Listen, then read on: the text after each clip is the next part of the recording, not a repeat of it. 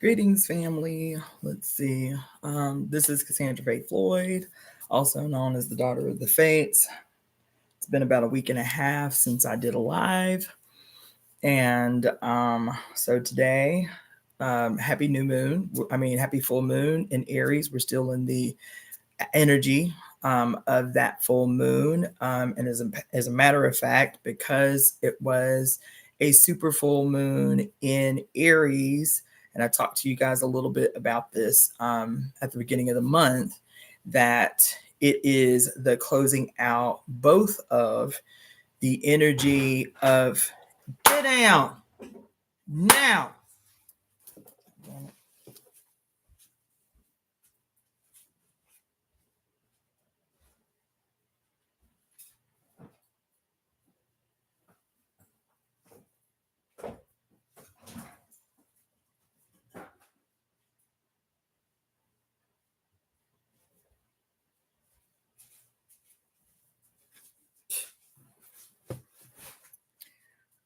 Okay. Greetings, everybody. Okay. So, what I was saying is I talked to you guys at the beginning of the month about the significance of this full moon that we're still squarely in the energy of, and how this energy of this full moon not only was closing out or completing the cycle that began on April 8th with the solar eclipse, but also was challenging us to go back to where we were in our lives in 2008 when Pluto transitioned into Capricorn.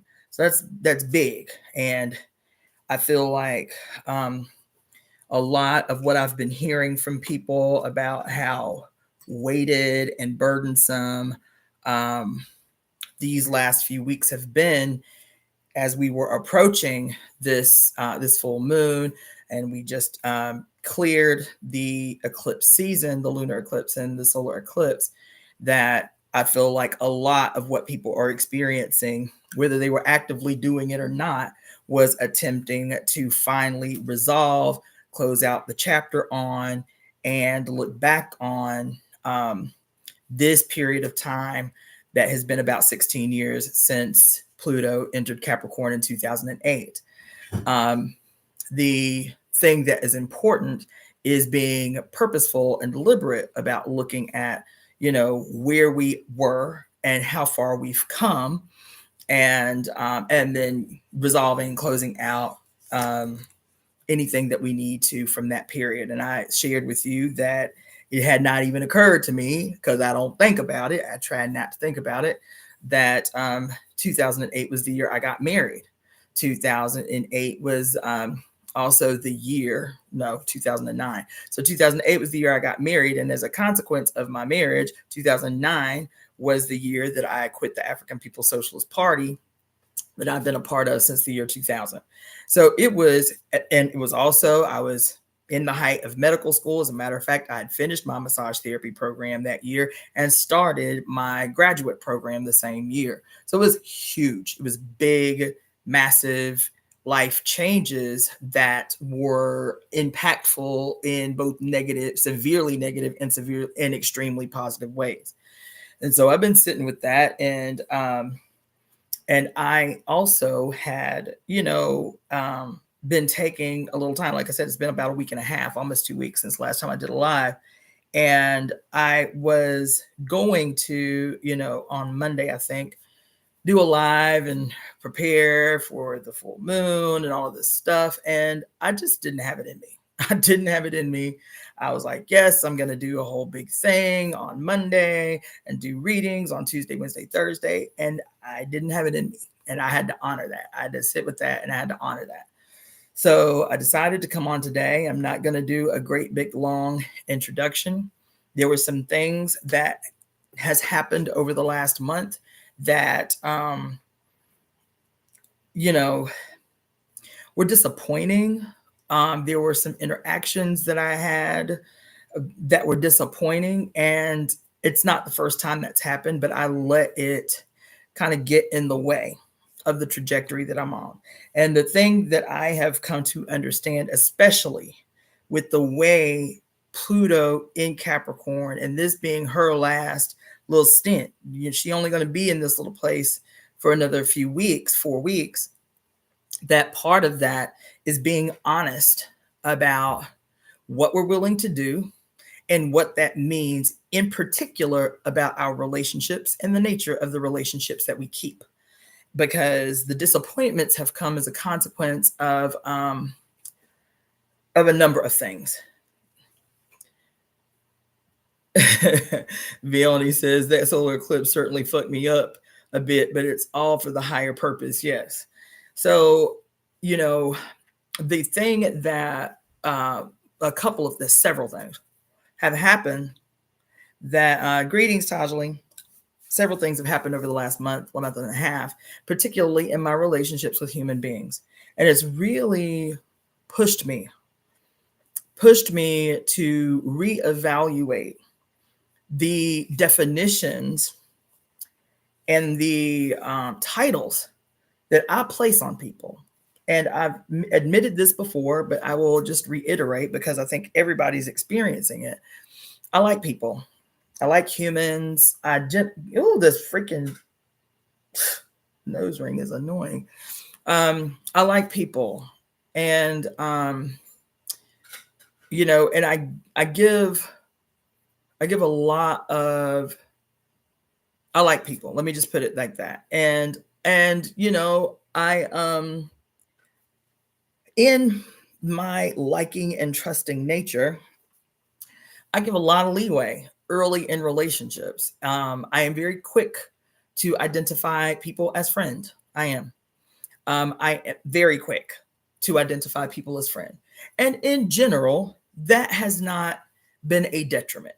In general, my relationships with people in terms of like positive outcomes and negative outcomes, the positive has massively outweighed the negative outcomes, right? And in general, people who find, for whatever reason, that they can no longer be friends with me, it's never conflict that's tied to that. They just be out. And my feelings might be hurt for a little bit, but if in our relationship, we have not established a way to communicate that makes you certain that it's not going to be, dangerous or harmful or whatever, that you just got to be out, then that's between you and your maker. You feel me? And so most times when people have severed ties with me, it's been just like that.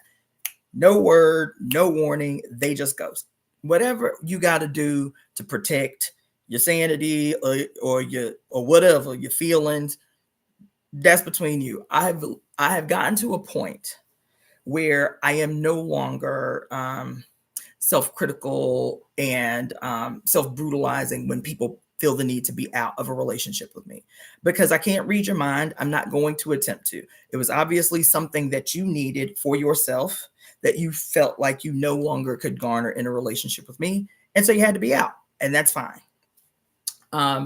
There have been, over the last maybe 2 years, several circumstances that my feelings were hurt about, but this last month and a half, reevaluating those lessons, reevaluating those relationships, and how this was a pattern.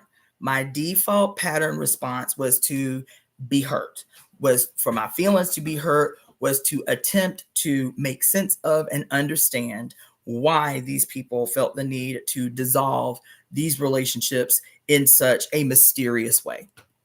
Right. And over the last month and a half, I have been shown that it wasn't this tendency for people to be in and be out of relationship with me. It was my response when they made the decision to be out of relationship with me that I was always internalizing and taking personally. And that was the lesson that I had not yet fully learned, fully accepted. I'm saying this because this has happened at least 3 times over the last year, where relationships dissolved out of nowhere and without an initiation of a conversation. And the lesson was this, is that everybody is not friend. Everybody that is, quote, nice is not friend. Everybody that you, quote, like is not friend. And that has been my error, is that I have never really taken the time to create benchmarks and boundaries that help to identify when person is friend versus acquaintance versus foe. I've never done that work. I haven't, because again, hold on just a second.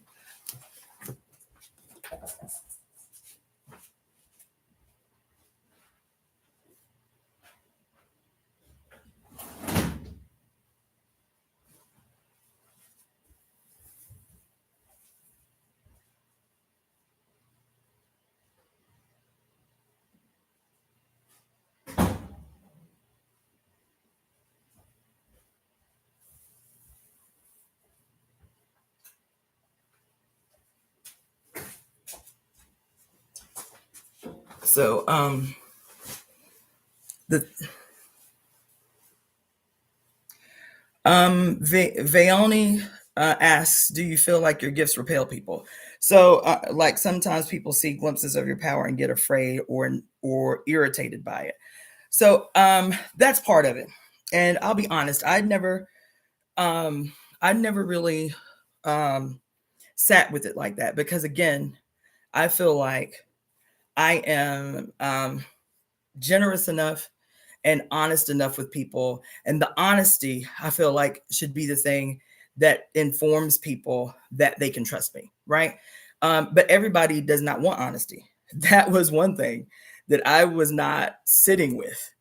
Thank you, Tajali almost took it right out of my mouth.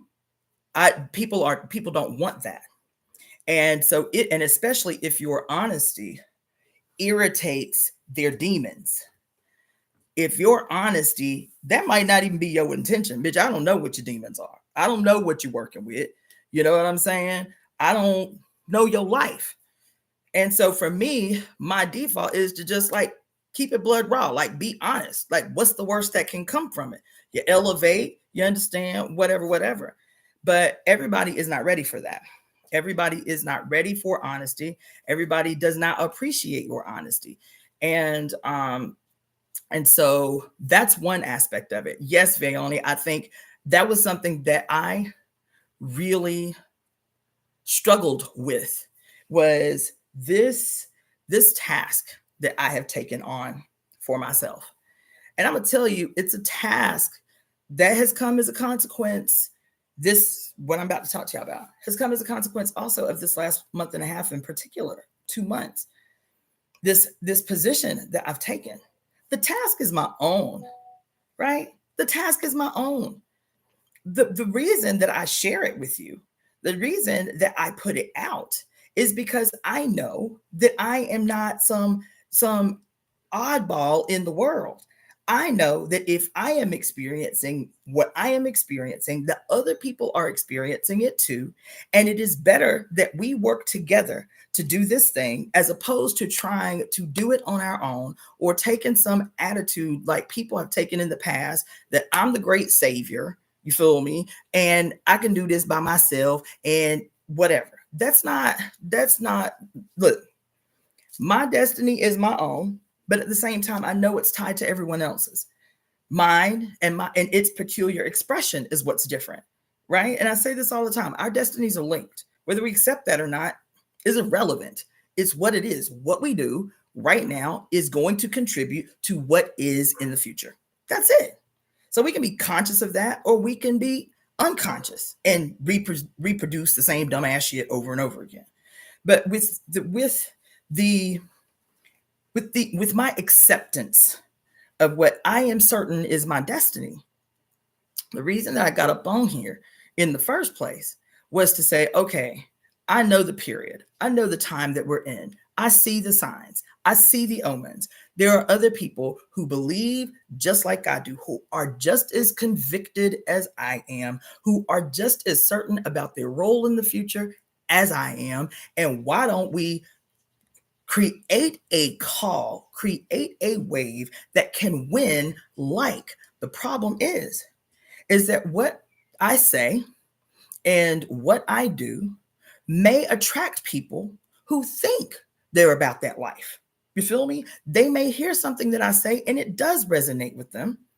And then they get up on here, and one thing that I say may not resonate with them. And that alone is the basis for them being like, she with that bullshit. You feel me? Or I ain't with it. Cool. Cool.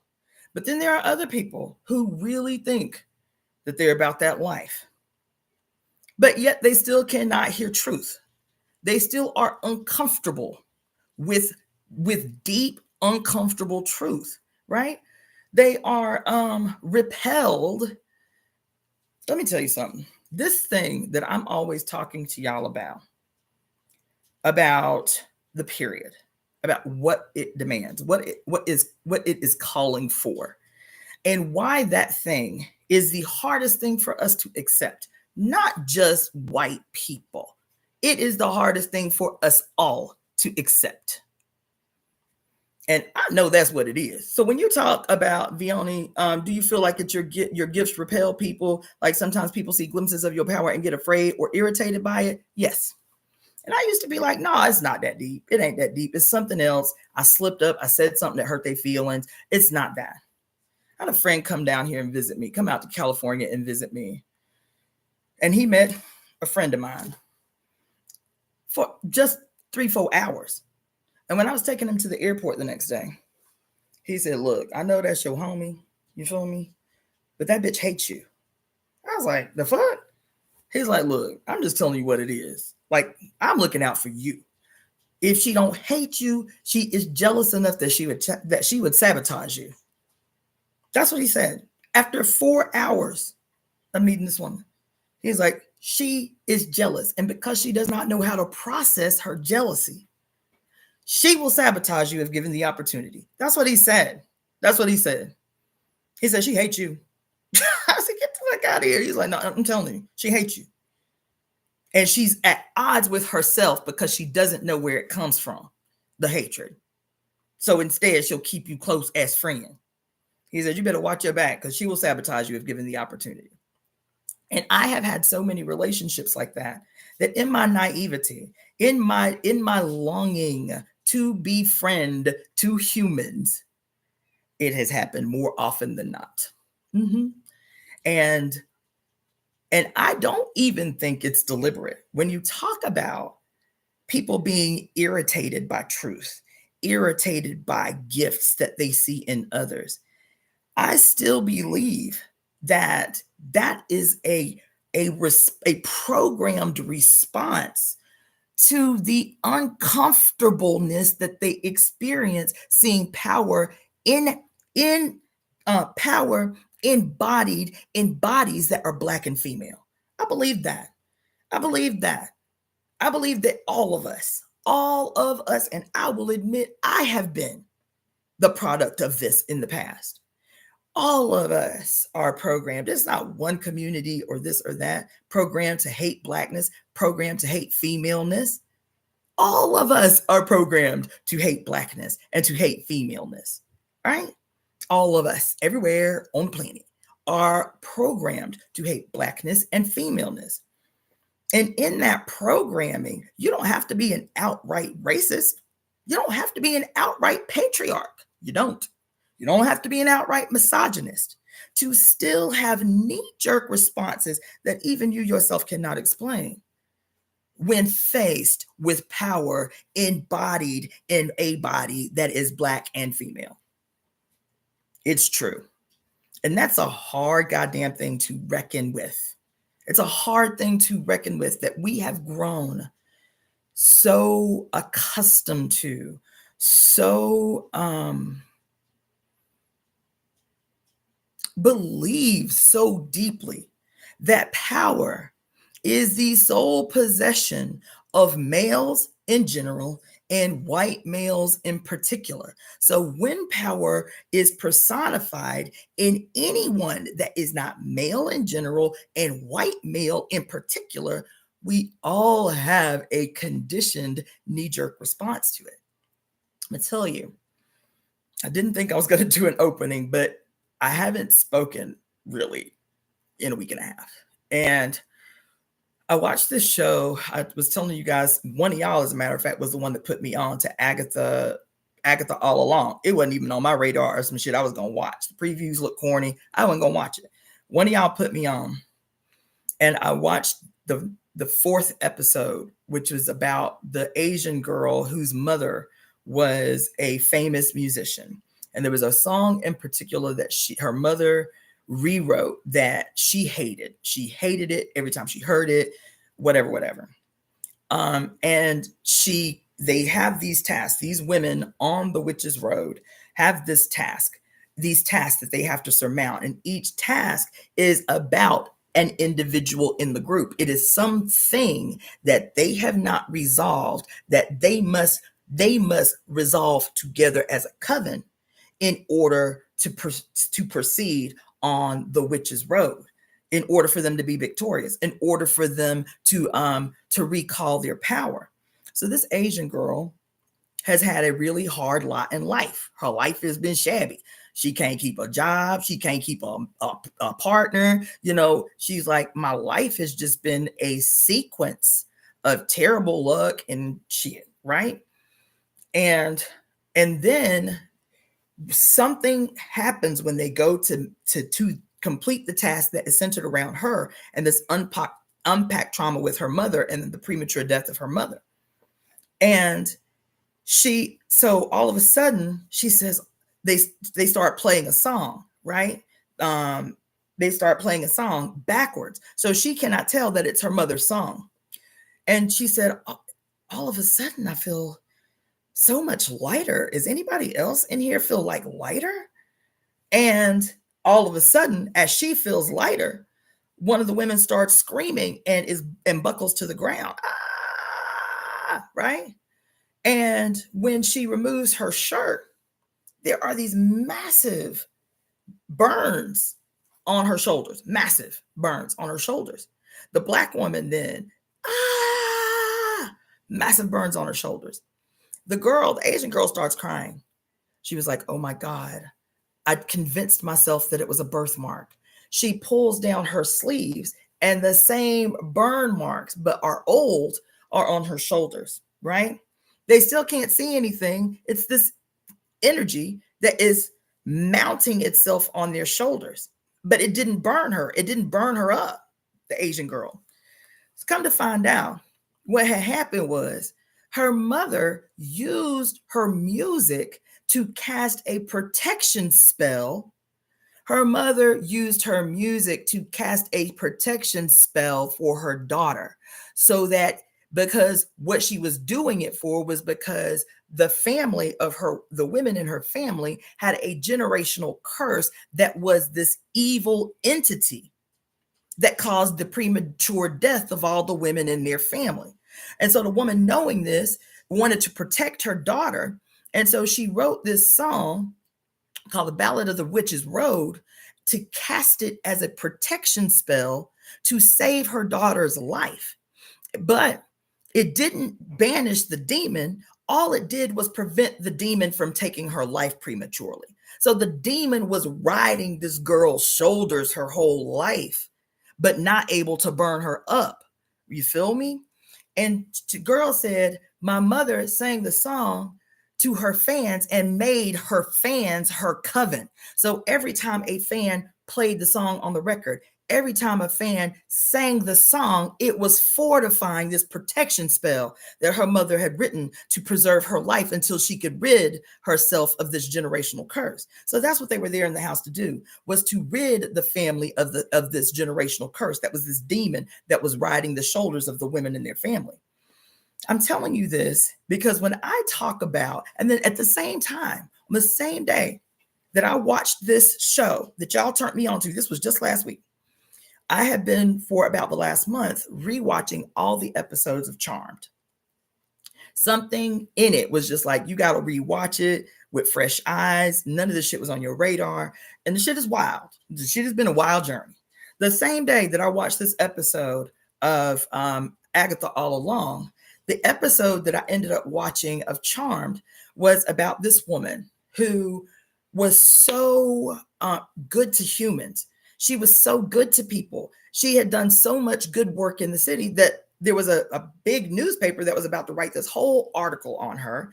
And one of the charmed ones was given the task of taking a picture of the girl to talk to her about this extraordinary luck that she has and these wonderful good deeds that she's done historically in the city. When she goes to the girl's house to interview her and get a picture for this article, the girl is on top of the building about to jump. She's so dismayed, so distraught.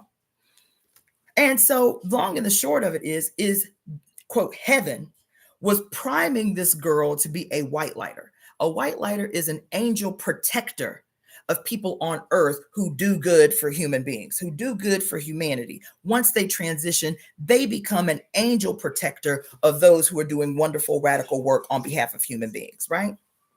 And so she's being primed to be a white lighter.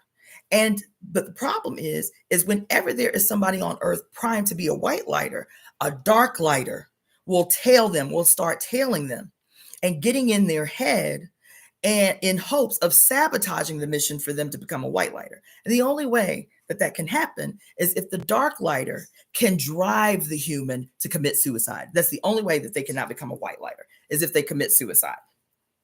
So this dark lighter is on this girl's back. Like everywhere she is, he is. He's whispering in her ear, but with her voice. He's using her voice to get into her head. So she thinks this is her internal dialogue. This is her internal thought process. I'm not good enough. I'm no good. Something is wrong. He basically showered her with bad luck in an attempt to sabotage this process that she was in, right? And so he cast a spell of bad luck. And then as these bad things start to happen to her, he's like, this is my fault. Humans are not safe around me. I can only cause harm to humans. Everybody is hurt when they're around me. He starts chipping away at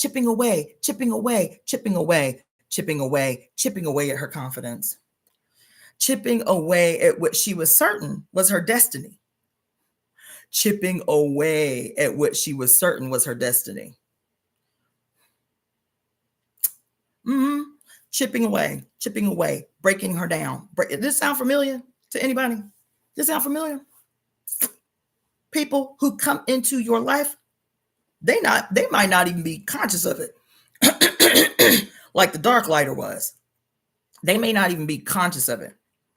But their light, your light, irritates them so. And instead of facing why the irritation, instead of facing what is it about you that irritates them when they have done you no wrong, what is it about their essence, their presence that frustrates you so, that instead of facing themselves, they set out to sabotage your destiny. They set out to sabotage who you are certain of who you are. Now, all of a sudden, you asking questions of yourself that you ain't asked since you were an unconscious teenager or an unconscious young person. All of a sudden, after you done did all this work, after you done sat in ceremony, after you done allowed spirit to have its way with you, motherfuckers come up into your circle, trying to drag you back into the abyss of uncertainty. They may not even be doing that shit deliberately. It may not even be on their radar. They might just be on some, I can't stand that bitch. Why she talk so much? Whatever. I watched them 2 episodes in the same day. These, what we call external forces and demons riding our shoulders, attempting to sabotage our lives, to sabotage our destiny, to sabotage our walk in our power. And then after a while, we succumb. Maybe there is something wrong with me. Maybe this really ain't my goddamn destiny. Y'all hear me say it right up on here. Maybe I just need to forget this world shit and go on out here and get a real job. You understand? The same day, this male demon sets his sight on this female doing nothing but good, doing nothing but treating humans well, and looking out for humans and taking up the slack where others have dropped the ball. Certain, because he's certain. He knows what her future is. He knows what her destiny is. He sees the power of what she's doing. She don't even see it as powerful. She's like, this is just who I am. I just like people. I just like to help humans. I just like to show love where love has not been shown. That's all I'm trying to do. And he says, no, she don't even know it, because the people are not made aware. They're not made aware that their destiny is to be forever a shining protective light on those on earth who are doing good. She didn't know that. She's just like, it makes me feel good to do good. It makes me feel good to help people who need help. And he's like, no, she about to be somebody, this bitch. She thinks she is this bitch. She about to be somebody. And I can't have it. I can't have it. Not on my motherfucking watch. I can't have it. Do you really think you're that important? I guess I'm not. I guess I'm not really that important. And people are not helped by me. I was deluding myself. In her ear, whispering toxic waste all day, every day, until she was up on the roof and he's in her ear as her internal voice. The only hope for people to be safe is for me to jump, is for me to end it. This is the only way that people can be safe, is for me to end it. In her ear, all day, every day, telling her how valueless she is, how worthless she is, how useless she is, how no one benefits from her existence. Him. And then her and Agatha all along, the demon was a female riding her shoulders, sabotaging her life. Sound familiar? Females and males intoxicated with patriarchy, become the saboteurs that, even as they hate us, attach themselves to us. Even as they mean us no good, have to be in our space, have to occupy our fucking time. Even as they hate us, feign friendship. Oh, hey, girl. How you doing, girl? All along with nothing but the intentions of, one, benefiting from proximity to us, while at the same time plotting and scheming sabotage. They may not even be conscious of it. The girl wasn't conscious of the demon riding her shoulders. The girl wasn't conscious of the demon literally behind her shoulder, whispering in her voice, in her head every day. They weren't conscious of it. These people don't have to be conscious. They don't have to be conscious. They don't have to be conscious that they're saboteurs. They don't have to be conscious that they're the victims of sabotage. Both ways. They don't have to be conscious saboteurs. They don't have to be conscious victims of saboteurs. The demon on our shoulder, the she demon riding our motherfucking shoulders, the he demon walking behind us everywhere we go, whispering in our own internal voice in our head. This is TV. This is music. This is marketing. This is religion. This is politics.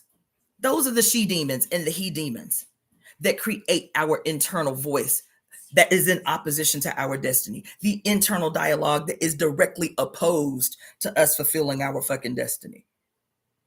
The he demon and the she demon that is embodying and inhabiting the body of our friend, who cannot even understand in their own mind why they stay around us, but we irritate them so. While the truth emanating from our lips that ain't even directed to them irritates them so. And so the last month, especially the last 2 weeks, I've really had to confront something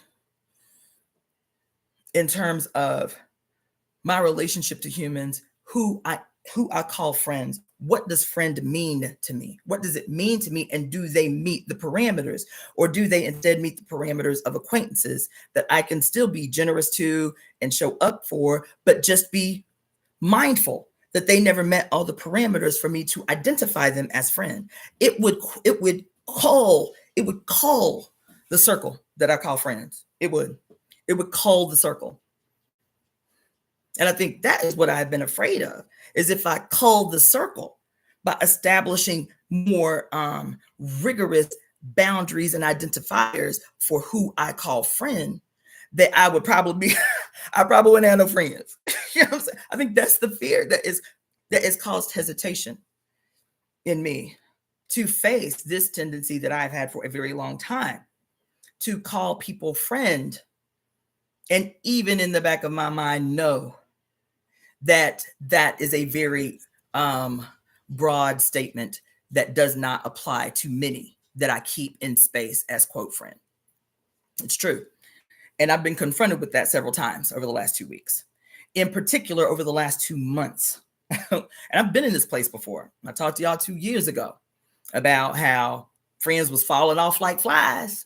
Friends was falling the fuck off. And I had to be okay with that. I'm going to be up in here subdued by friends falling the fuck off.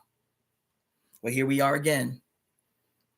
Just a few days, just 4 weeks before this final transition, this epically burdensome period called Pluto in Capricorn has ended, is completed. And then we can see the truth of what really is when Pluto transitions into Aquarius. You understand? That's what I've been in here on. That's why I haven't been on here for almost 2 weeks.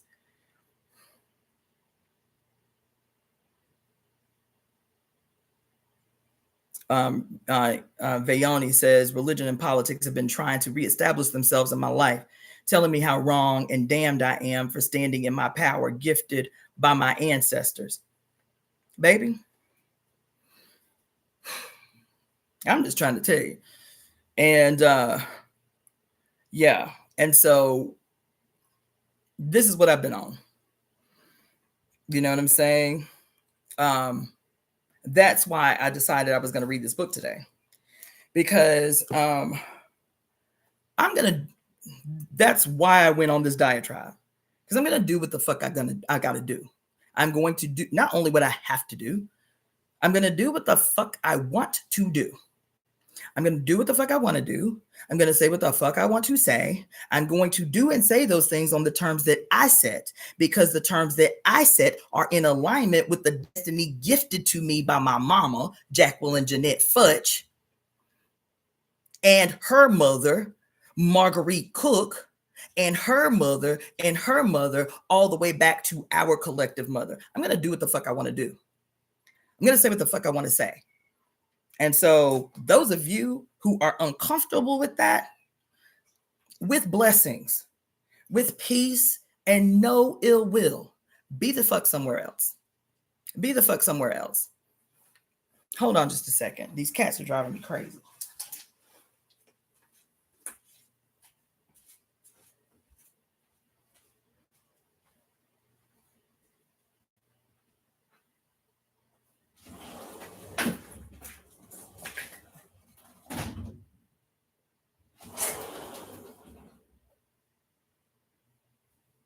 I'll be right in here with your brother.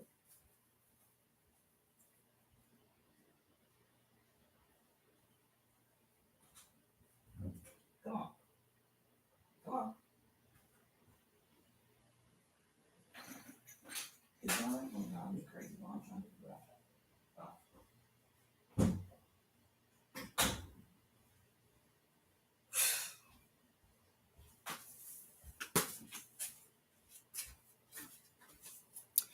Anyway, yeah, because the problem is, again, just like I said in the beginning of this little speech / lecture, when I talk about, I'm saying it's now how he do it the same as he says, like let's see. As I was saying in the beginning, the reason I was talking about how Um, what irritates what Viona was saying is, do you think it's your gifts? Do you think it's your power? Absolutely, yes. And again, the reason why I think it's my gifts and my powers is because everyone, black, white, red, brown, yellow, male, female, and all the genders in between, all of us are uncomfortable. All of us got an attitude with, all of us are made uncomfortable by power and its supreme presentation in the bodies of black females. Y'all all got a problem with it. And I am finding more and more and more in this venue, in this space, that it is not white males, it is not black males that be up in my inbox, that be up in my emails trying to challenge that power. It's black women. It's us. It's us that be up in my shit. And they don't know why. They don't know why. I don't think there is a malicious or malevolent intent in any woman that I've seen do this to me since I've been on this medium for 4 years. I don't think it's malevolent. I don't think that they're evil. I don't think that they have evil intention. I think that they too are uncomfortable with the face of power in a fucking black woman. And so while we can be uncomfortable with it, we can see it clearly when it's white males that do it, when it's black men that do it, when black men challenge our power, when black men attempt to reduce what the fuck we know, when white men who don't have half the education, half the experience, or half our age do the same thing. We clear about what it is. Your hatred of black women, your hatred of women. We clear about what it is. We clear. But we are unclear when it's us, when it's a sister, when it's somebody who looks just like me, somebody whose life I care about, somebody whose future I care about, and feel the need to come onto my shit in my space and demote and question and challenge who the fuck I am and what the fuck I know and what my life experiences have afforded me the right to do. It's us. It's us.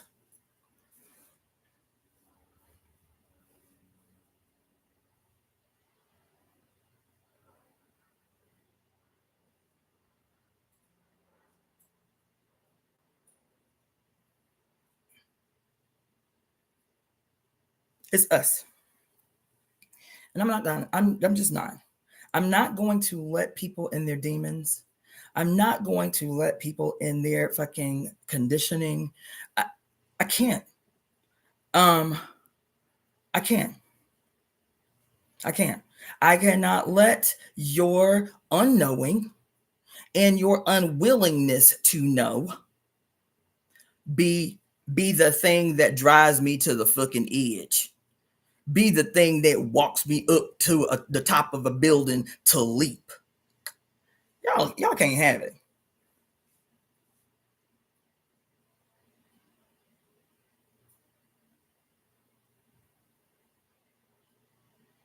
Come on in the room, Bayoni. She's saying our black sisters have power too, and they genuinely can hold you back when you let them. They are upholding this old timeline of darkness inadvertently.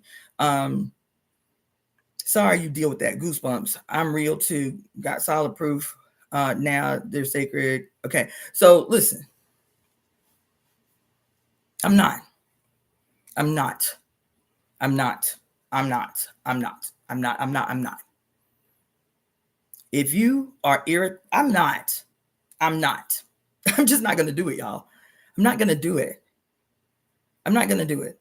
I spent my entire young life, my childhood, my adolescence, my 20s, and damn near half of my 30s, allowing others to force me to question myself, to question my relevance in the world, to challenge, to question who the fuck I am, what value I have in the world.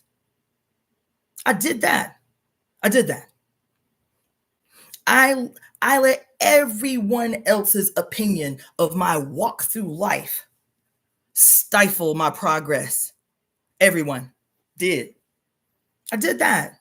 We all do that. The problem is so many of us evade and avoid doing the work that undoes that tendency. So we become demons to others. Our conditioning causes us to become demons to others. Our conditioning forces us to attempt to sabotage somebody else's destiny because we can't face our own shit. It's easier. It's easier to what do you call it? Project our fucking weaknesses on someone else. It's easier for us to project our shortcomings on someone else than it is to do the grimy work to be better, to evolve. It is easier to project our hurt and our trauma imposed on us by patriarchy and colonialism and all the isms. It's easier for us to project than it is to fight that shit. To fight the man, to fight the system, to fight the state, to fight patriarchy. It's easier for us to be saboteurs in the lives of women who look just like us. It's easier to do that. It's easier to be an enemy as a Black woman to a Black woman than it is to face yourself and become emboldened in a way that allows you to be a genuine and true ally. A genuine and true ally to one who you can see in them is bound to participate in the changing of the guard, in the changing of the world. But there ain't no reason for nobody out here to be jealous of me or to be envious of me or to be intimidated by me or to hate my power. There ain't no reason for that. It would be different if I was out here malignant. If I was out here malignant and doing malignant shit to human beings, then you can be fearful of that power because that's malignant power. But I've never demonstrated that. Even as an unconscious woman, I've never demonstrated that. I've always given a damn about people's lives, about a future that felt like everybody could prosper, everybody could be well. Even when I was unconscious, I was concerned about the way the world looked. You've gotten so goddamn comfortable in your oppression that you become an ally to oppression as opposed to its staunch opposition. Because when you attempt to sabotage me, bitch, when you attempt to sabotage my destiny, when you attempt to sabotage my goddamn life, you have said out loud, I am an enemy to the future. I am an enemy to progress. I am an enemy to evolution. That I side with the opposition. I side with the state. I side with the church. I side with oppression. I side with the patriarchy. That don't mean that you can't be up on here talking about how you hate patriarchy and you hate misogyny. You feel me? Because you can hate misogyny and hate patriarchy and even hate oppression. But when your actions in your daily life function as weapons of sabotage against people that, quote, why she dressed like that? Why she look like that? Why she talk like that? Bitch, you're riding the fence. You're riding the fence. Not only are you attempting to sabotage the future, but you are prolonging oppression. Yes, you are. You cannot be an ally and an enemy at the same time. And that's what's happening. That's what's revealing itself. That's what's revealing itself. As people want to be fence riders. People want to be enemies and allies at the same time. Because they believe allyship affords them a certain protection, while at the same time straddling the fence. That's what you see happening here. That's what you see happening here within this most obvious discussion around Israel is fence riders, particularly Jewish people as fence riders. Out here, I've talked to you about it before, where all these Jewish people are so progressive. They, Jewish people that, worked with the Black Panther Party, Jewish people who did this and Jewish people who did that and Jewish people who were so progressive and all of this shit. And they can be, quote, progressive when it comes to their relationships with Black, brown, red, and yellow people. But they miss the boat completely when it comes to what's happening in real time in broad daylight in the Middle East. And so what's happening with these historical fence riders is now Their friends, their quote allies, black, brown, red, and yellow people, and other white people who have always been friends to Jews out here. You feel me? When it comes down to this question and their friends are now challenging them, you have to take a position. We can't just be friends and you have not taken a very clear position that aligns with what I believe in. Now you have to take a position, my friend, of how many ever years. What is your position on what is unfolding in real time across the water? That's what's happening. Is see their allyship and their progressiveness has been safe as long as this question hasn't been in the forefront.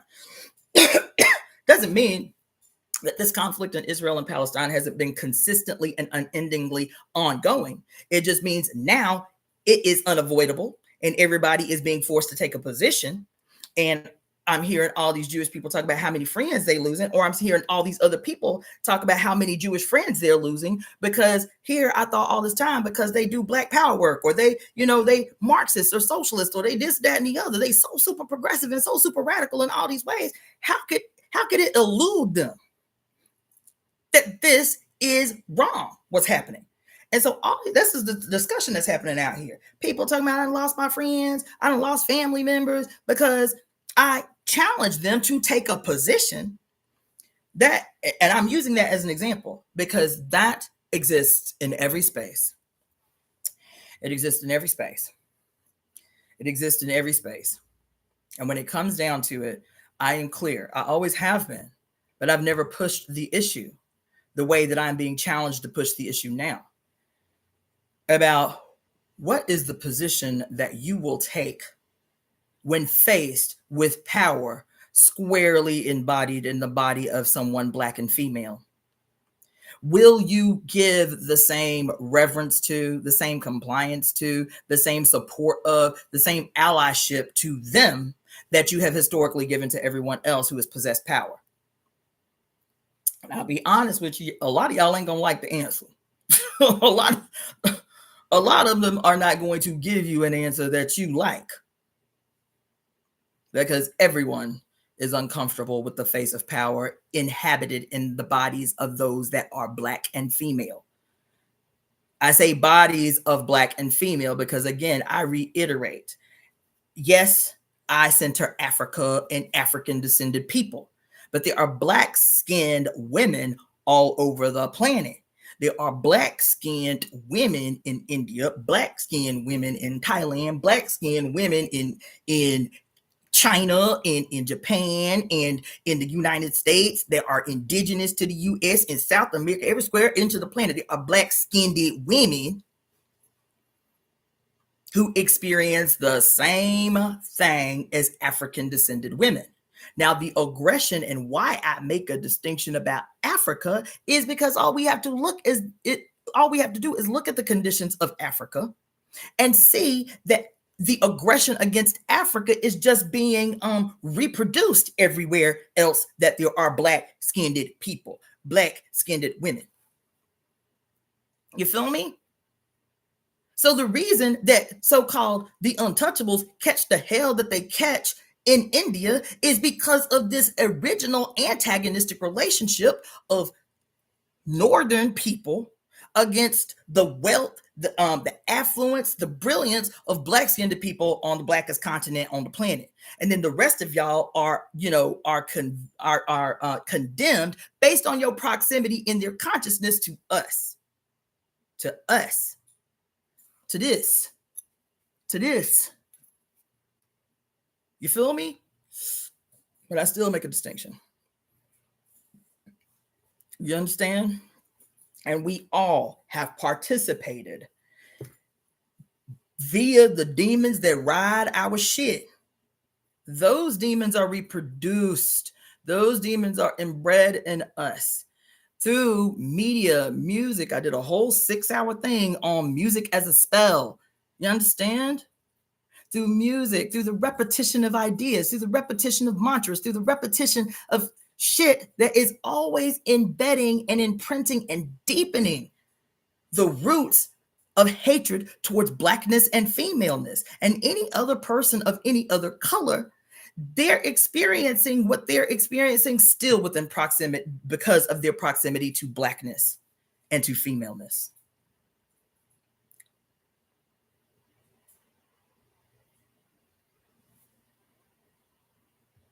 You understand? So all of that to say, I value you all, everyone who takes their time, every single person who takes their time, has taken their time to hear what I have to say in a sea of voices. Everyone who has taken a moment out of their day to check out what I have to say. Anyone who has said, I see or I hear something different from her than I hear from others, and I am going to listen, I appreciate you. I appreciate your presence. I appreciate your support. You have value. You have value. And I recognize that and I appreciate it and I respect it. But if at any time that there is something that I say that does not resonate with your spirit, instead of having a knee-jerk response to what I am saying, go look in the mirror and ask yourself in your own eyes deeply. Because when you look in your own eyes deeply, you are talking not only to yourself, but you're talking to your ancestors. What is it about what this woman has said that irritated me so? Is this something that I should be facing?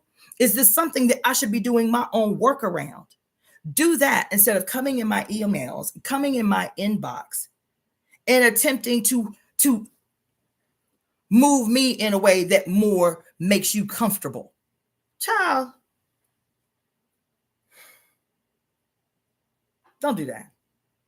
Challenge yourself. If there's something that irritates you, it could be this demon that's riding your shoulders, attempting to win you back to reaction, back to some antiquated idea that you held on to. Before coming in and challenging power personified in a Black female, go question yourself. Go into the sweat lodge, go into a nibi, eat a fistful of mushrooms, walk through that discomfort and see where you come out on the other side. And then you can email me. But I'm not interested in your reactions.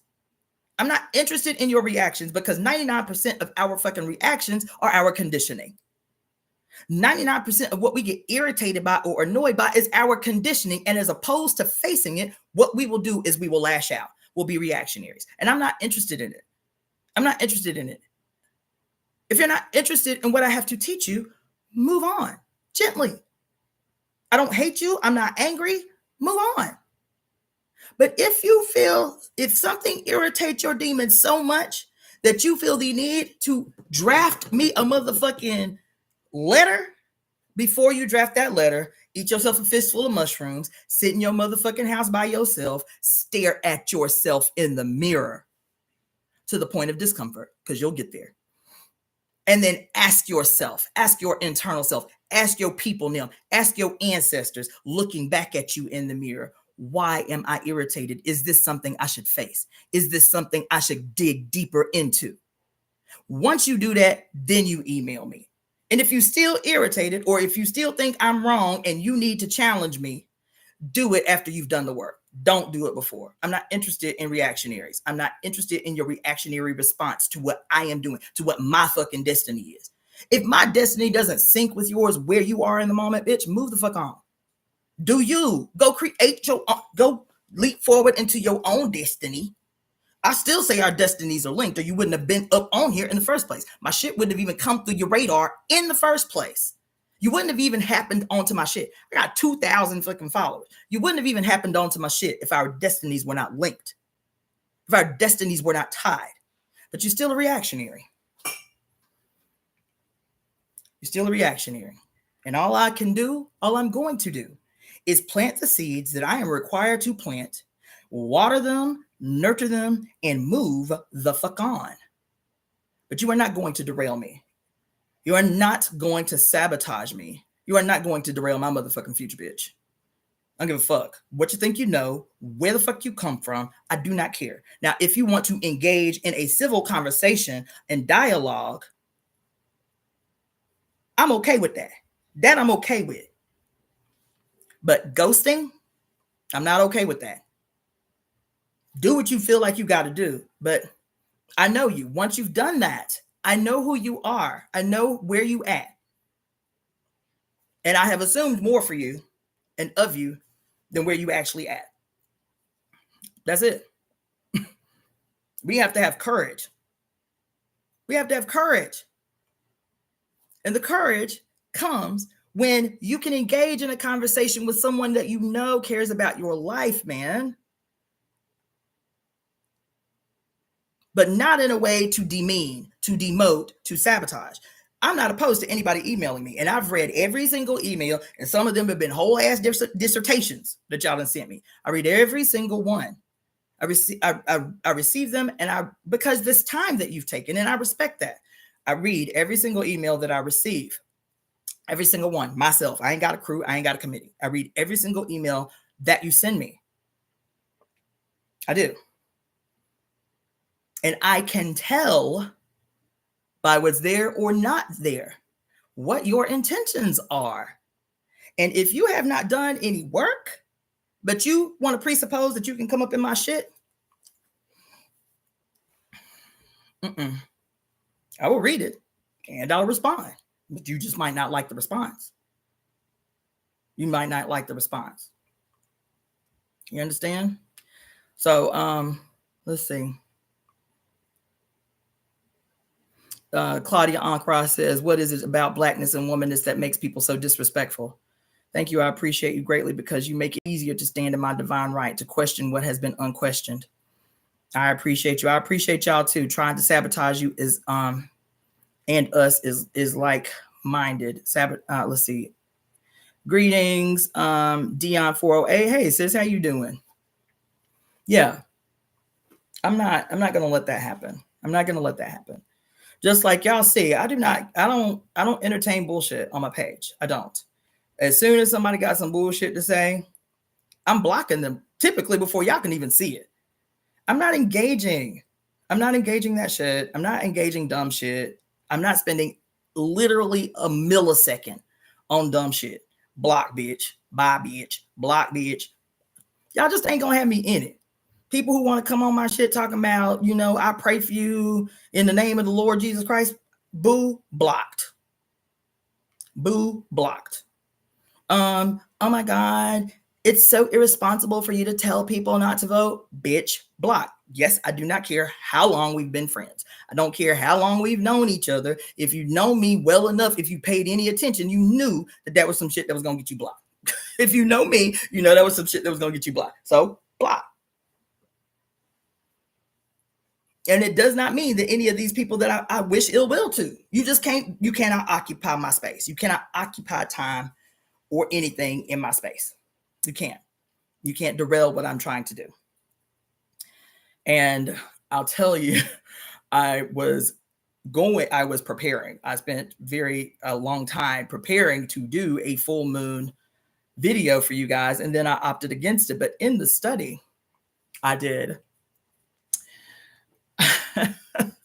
something that really struck so deep about this full moon in Aries and all the players in the midst. You feel me? This motion between Pluto and Capricorn, and she had just stationed direct last week, and at the same time the Pluto stationed retrograde, and all the intricacies of Mars in play and all of this shit, right?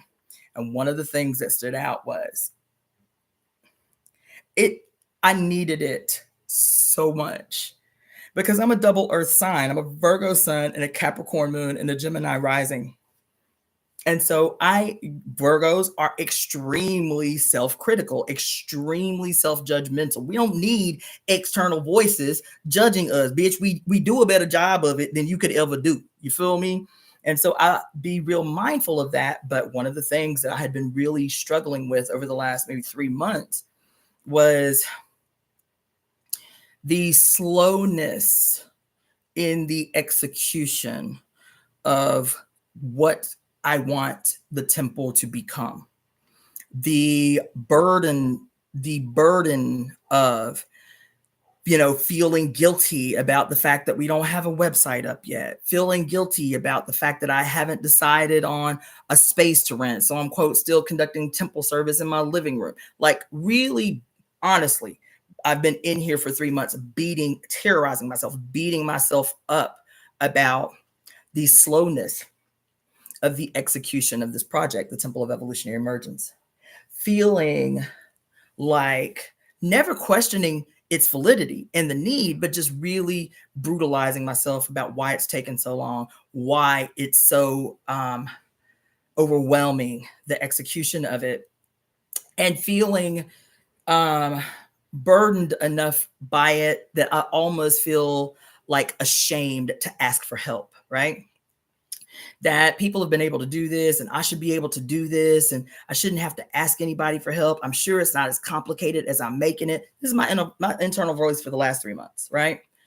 And then also about my personal practice. I have been really at odds with myself. I've been really at war with myself about my personal practice. Now I'm talking about what I do for a living, right? Because it's taken so long and I've seen so many of my classmates do so much more, whatever. And this message that came through, I forget which astrologer it was, but she spent a lot of time talking about, it was like she just spoke my life, child. She was like, breathe deep. That the seeds that you have been sowing that seem to be fruitless, the work and the labor and the toil that you've done that seem to bear no fruit, and I know it's been a long time. For some of you, it's been a decade. I was like, holy shit. For some of you, it's been years. For some of you, it may have only been months, but it seems like it's just not going to come to fruition. She said, be still, be mindful, take care, and know that the work you have been doing, the bounty is certain. Just keep doing what you're doing. And without the feelings of guilt, without the feelings of shame, keep doing what you are doing. The bounty is certain. I said, oh, thank you, Goddess, for this message on this day, man. I am sitting because I'll be honest, baby. I'm like, I put in easily 60 to 80-hour work weeks, not just quote what I do to make sure that my bills are paid, but all of the work that I commit to building the temple that is not yet, it's not yielding anything that supports my life. I appreciate you guys' your donations. I love it. I appreciate it. I respect it.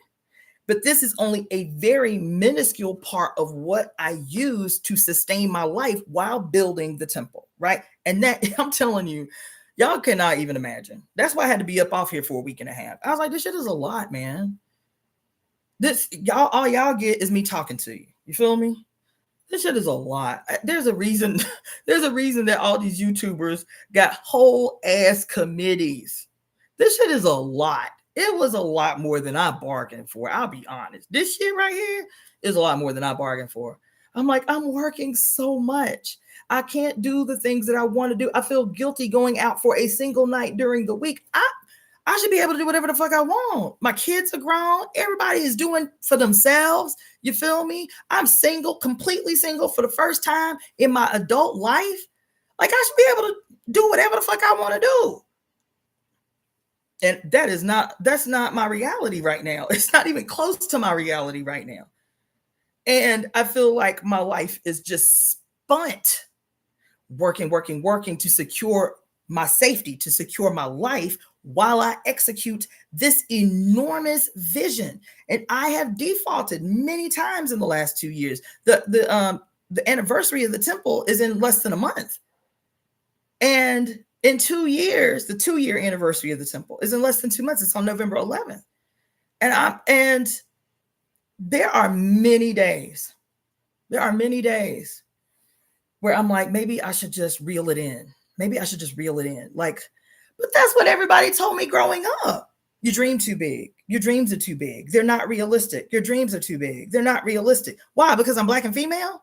If I had the same dream and I was white and male, would this Would this eternal voice that has always told me as a Black female that the way I dream is too big, that what I want for my life, what I want for the future is too much, reel it down, tone it down, reel it in? I ride through these neighborhoods and see these houses of extreme opulence. And nobody ever told them, you know, you need to make the design smaller. You need to reel it in. This isn't really real. This isn't really realistic, what you're trying to build here. What you're trying to do here is not really realistic. Nobody tells them that. They see it in their mind's eye. They say it with their mouth. This is what I want. This is what I'm going to create. And it is created. It is manifested. But for me, being Black and female and from the South, this is the narrative. This is the demon that sat on my shoulders my whole life. Why do I dream so big if it's not for me to dream big? Where do they come from? Where do those dreams come from? Are they my own? Or are they the culmination of every prayer that's been said by every last one of my ancestors in their hope for the future? Our dreams, our ambitions, our wants, our desires are not just our own in this incarnation.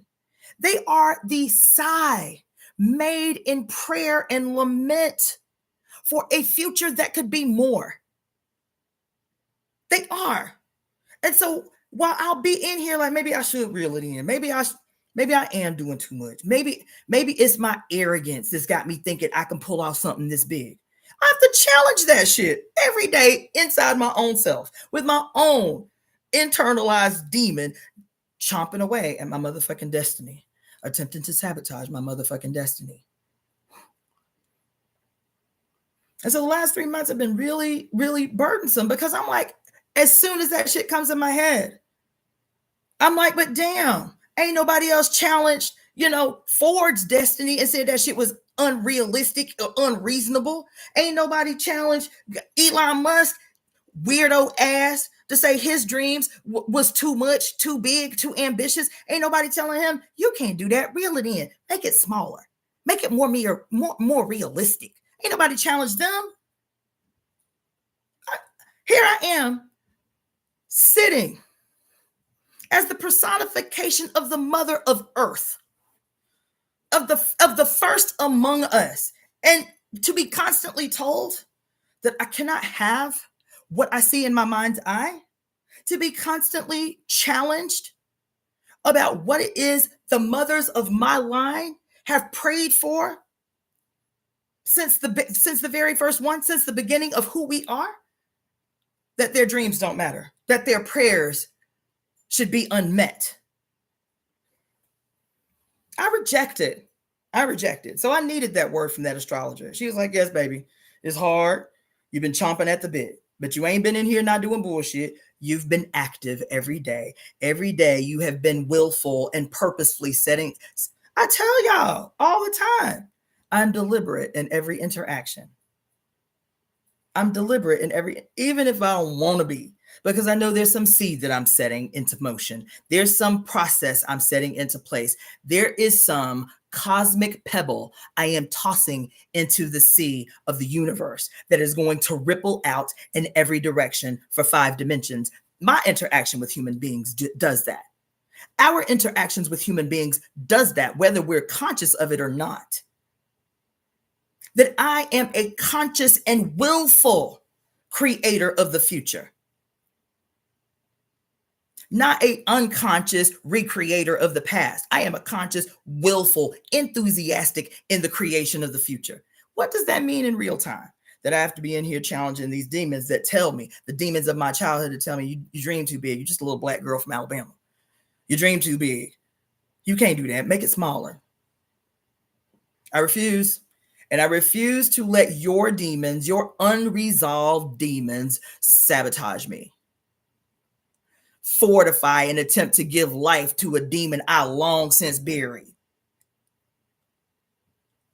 Y'all ain't gonna do it. Y'all are not.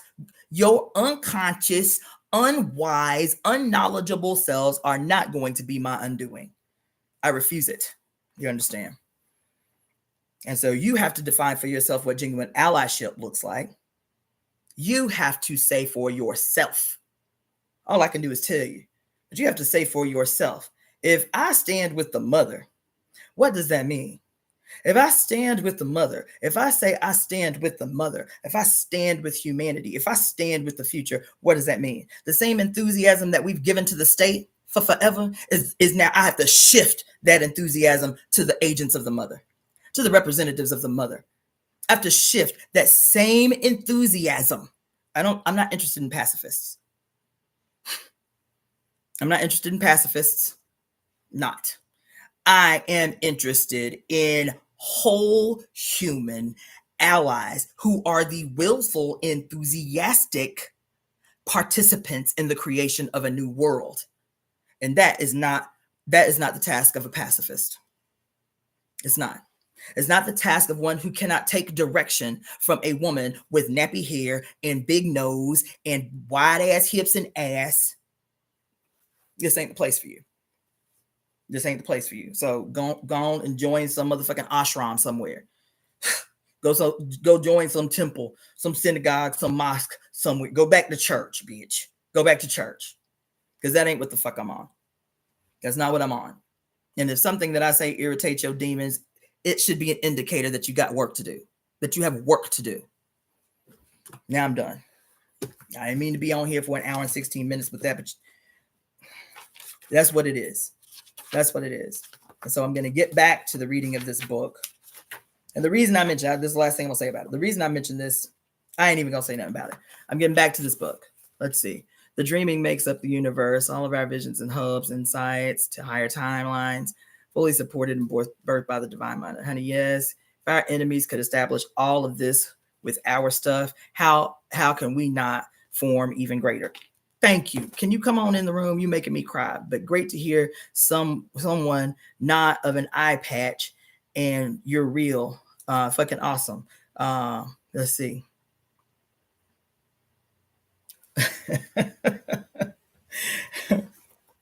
Thank you, Tajali. All right.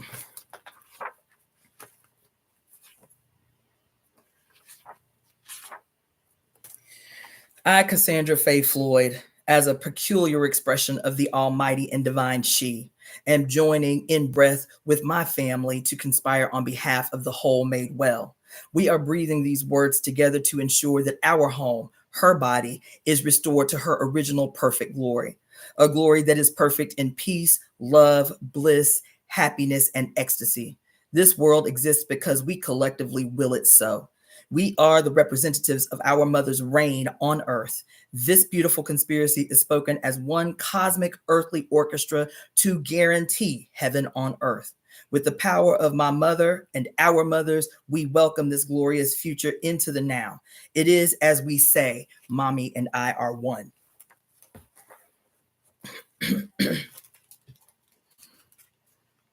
Thank you, Be Humble. Okay, so now thank you for the reminder, Tajali, too. Thank you so much, Dion408, for the contribution. I appreciate you.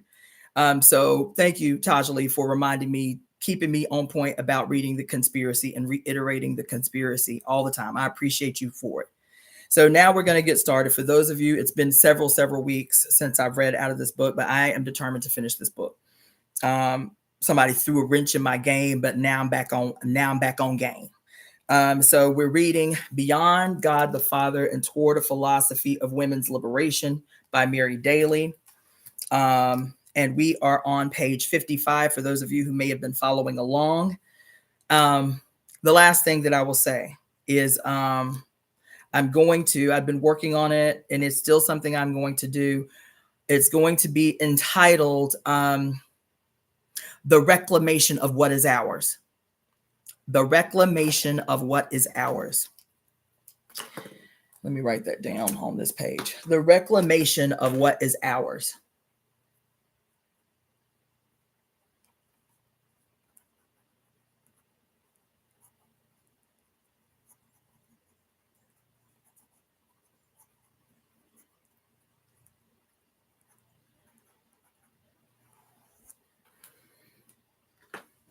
The reclamation of what is ours.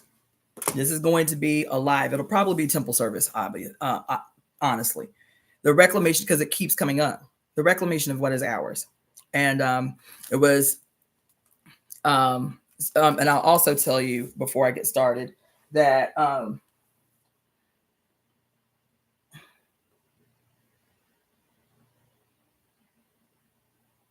mhm.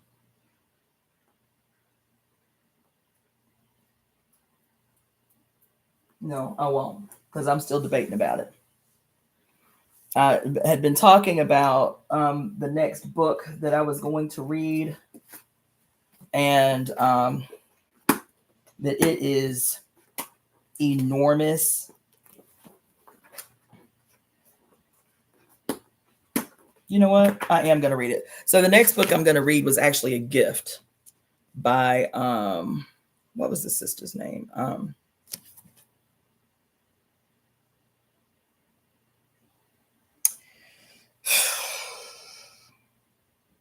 Mon Amy. Many of you may be friends with her on YouTube, or like subscribers of her YouTube channel. But Mon Amy sent me this book as a gift. Mami Wata, Africa's Ancient Goddess Unveiled, Volume 2. And you can see this is like the Great Cosmic Mother big, right? So it's huge, which I think was the reason that I was hesitating digging into it. But yeah. And the subtitle is Reclaiming. Yeah, that's a sign right there, because I just said that the next temple service was going to be the reclamation of what is ours. And then the subtitle here is Reclaiming the Ancient Mami Wata Voodoo History and Heritage of the Diaspora by Mama Zogbe. So yeah, this will be the next book that we start reading. So I am going to go ahead, schedule the service for Saturday morning, where I'm going to talk about the reclamation of what is ours. I'm going to finish the book Beyond God the Father by Mary Daly, and the next book that is in the queue for us to dig into. So this is going to be a long digging into, because the book is big. The next digging into is going to be Mami Wata, Africa's Ancient Goddess Unveiled. When I read The Great Cosmic Mother, which does not have as many pages. Okay, yeah, it does. Okay, this is volume 2, so I don't have volume 1. So I'm assuming this picks up where volume 1 left off. But it took us reading The Great Cosmic Mother, which is about the same number of pages. Let's see. Yeah, actually, yeah, it's maybe a few pages shorter, but it took me about, and I was reading almost every day. It took me about 6 months. Yeah, it took about 6 months to read The Great Cosmic Mother on my YouTube channel. So get ready. But this is definitely the next. That was a straight up sign. So this is the next book that we're going to get into, is that book. All right. So we're going to plow through Beyond God the Father. And so we're on page 55. Some norms for non-cooptation. The work of unveiling and actively repudiating the myth of feminine evil will require a corporate redemptive action by women. That is, it will demand a collective refusal of all co-optation of women's energies to reinforce the structures and ideologies of patriarchy.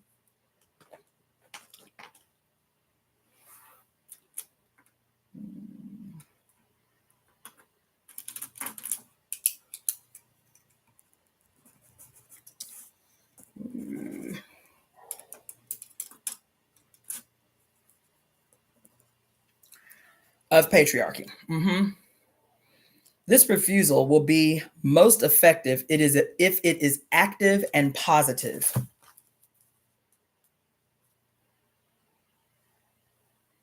That is, not merely a negative withdrawal, but creative existence on the boundary of these structures. I would hasten to add that such creative living on the boundary should not be confused with having one's cake and eating it too. Didn't I just talk to y'all about fence riding? Damn. A subtle perversion of the real thing, which may resemble it superficially. Real boundary living is a refusal of tokenism and absorption, and therefore is genuinely dangerous. Okay.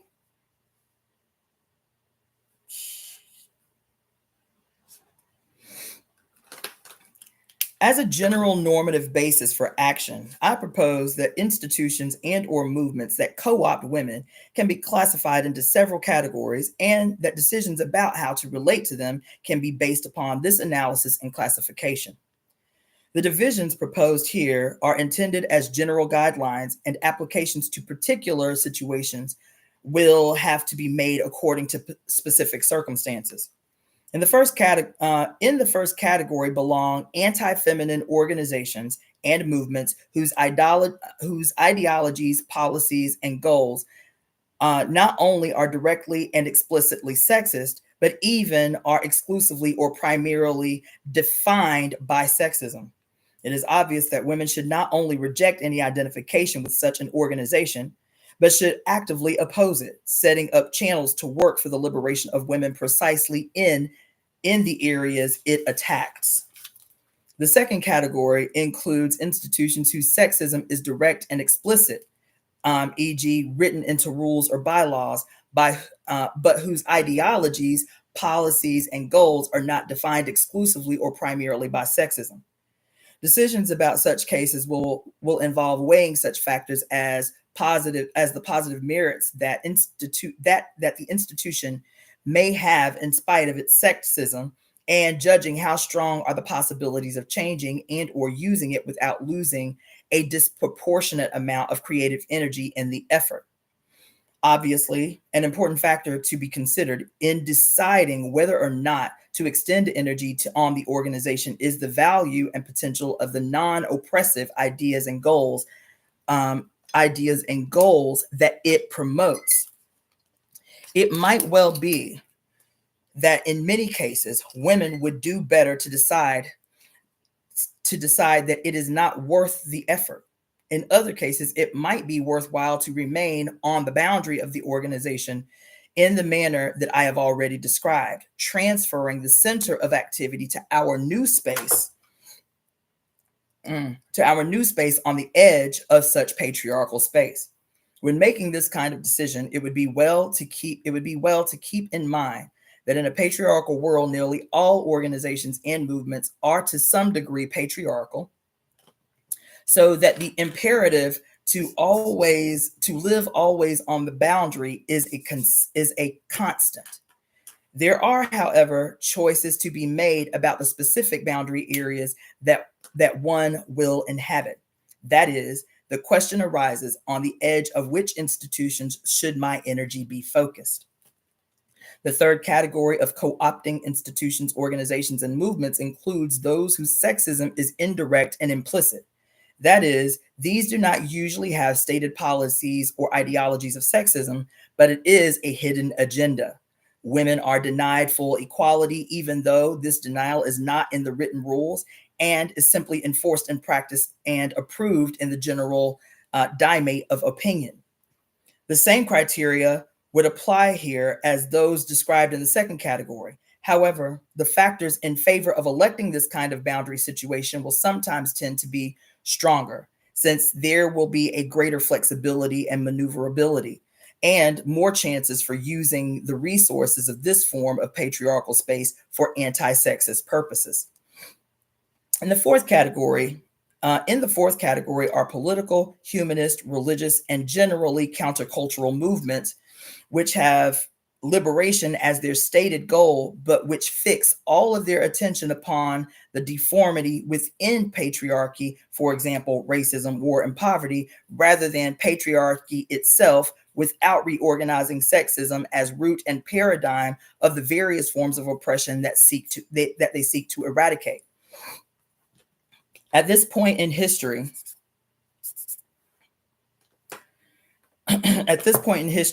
these can be judged to co-opt women insofar as they fail to work in some significant way for women's liberation as such, and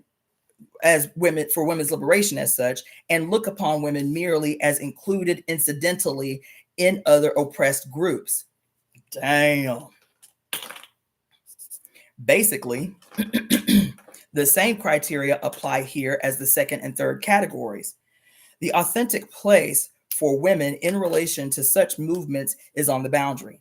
Although there are obvious reasons in favor of electing this kind of boundary situation, it should also be recognized that there is a kind of seductiveness about a movement which is revolutionary, but not revolutionary enough. Ooh. The fact that giving priority to radical identification does not serve women's own best interests is illustrated by the eruptions of conflict between the Black liberation movement and the women's movement. Black women are urged to stand behind and take orders from their men and are called disloyal if they give any priority to the cause of their sisters. This is interesting. Uh-oh. This contemporary phenomenon in American life is one more manifestation of the deep connection between sexism and racism. In the South, Negro women are sexually exploited by white men. Black men have often raped white women in revenge for their own degradation. Oh boy. Here we go. Oh my gosh, here we go, y'all. Y'all ready?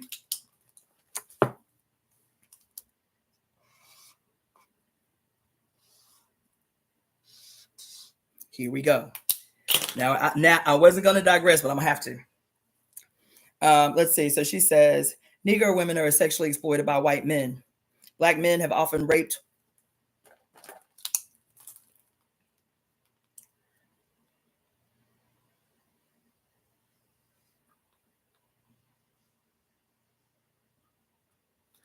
Okay, Negro women are sexually exploited by white men. Black men have often raped white women in revenge for their own degradation.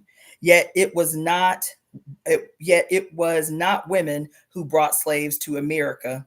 Women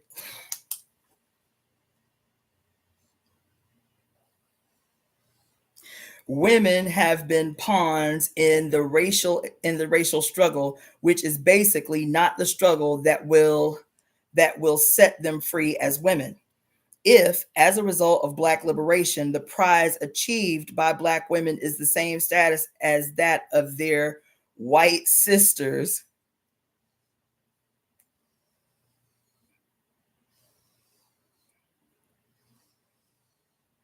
they will have an empty victory. Moreover, there is some question as to whether even this same status is attainable. The race problem is inextricably connected with sex. It is most unlikely that racism will be eradicated as long as sexism prevails. Outstanding Black women scholars such as Polly Murray and Angela Davis have pointed to the conflict situation in which Black women have been placed. Davis has shown that the myth of the Black matriarch is an ideological weapon designed to impair the capacity of Blacks for resistance by foisting upon them the ideal of male supremacy.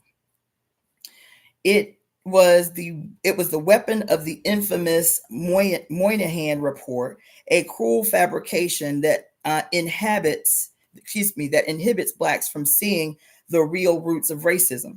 Polly Murray suggests that by asserting a leadership role in the growing feminist movement, the Black woman can keep it allied to the objectives of Black liberation while simultaneously advancing the interests of all women. I might have to stop there. Moreover, ideologists and leaders of the peace movement fail to recognize the deep connection between militarism and sexism, indicative of lack of consciousness concerning the meaning of sexism issued by, so I'm gonna have to stop there because It was inevitable.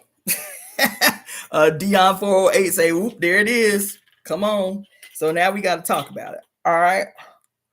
And I'm gonna tell you, this book is the reason. This book and Pure Lust is the reason that I was telling you that the next temple service is going to be called the reclamation of what is ours.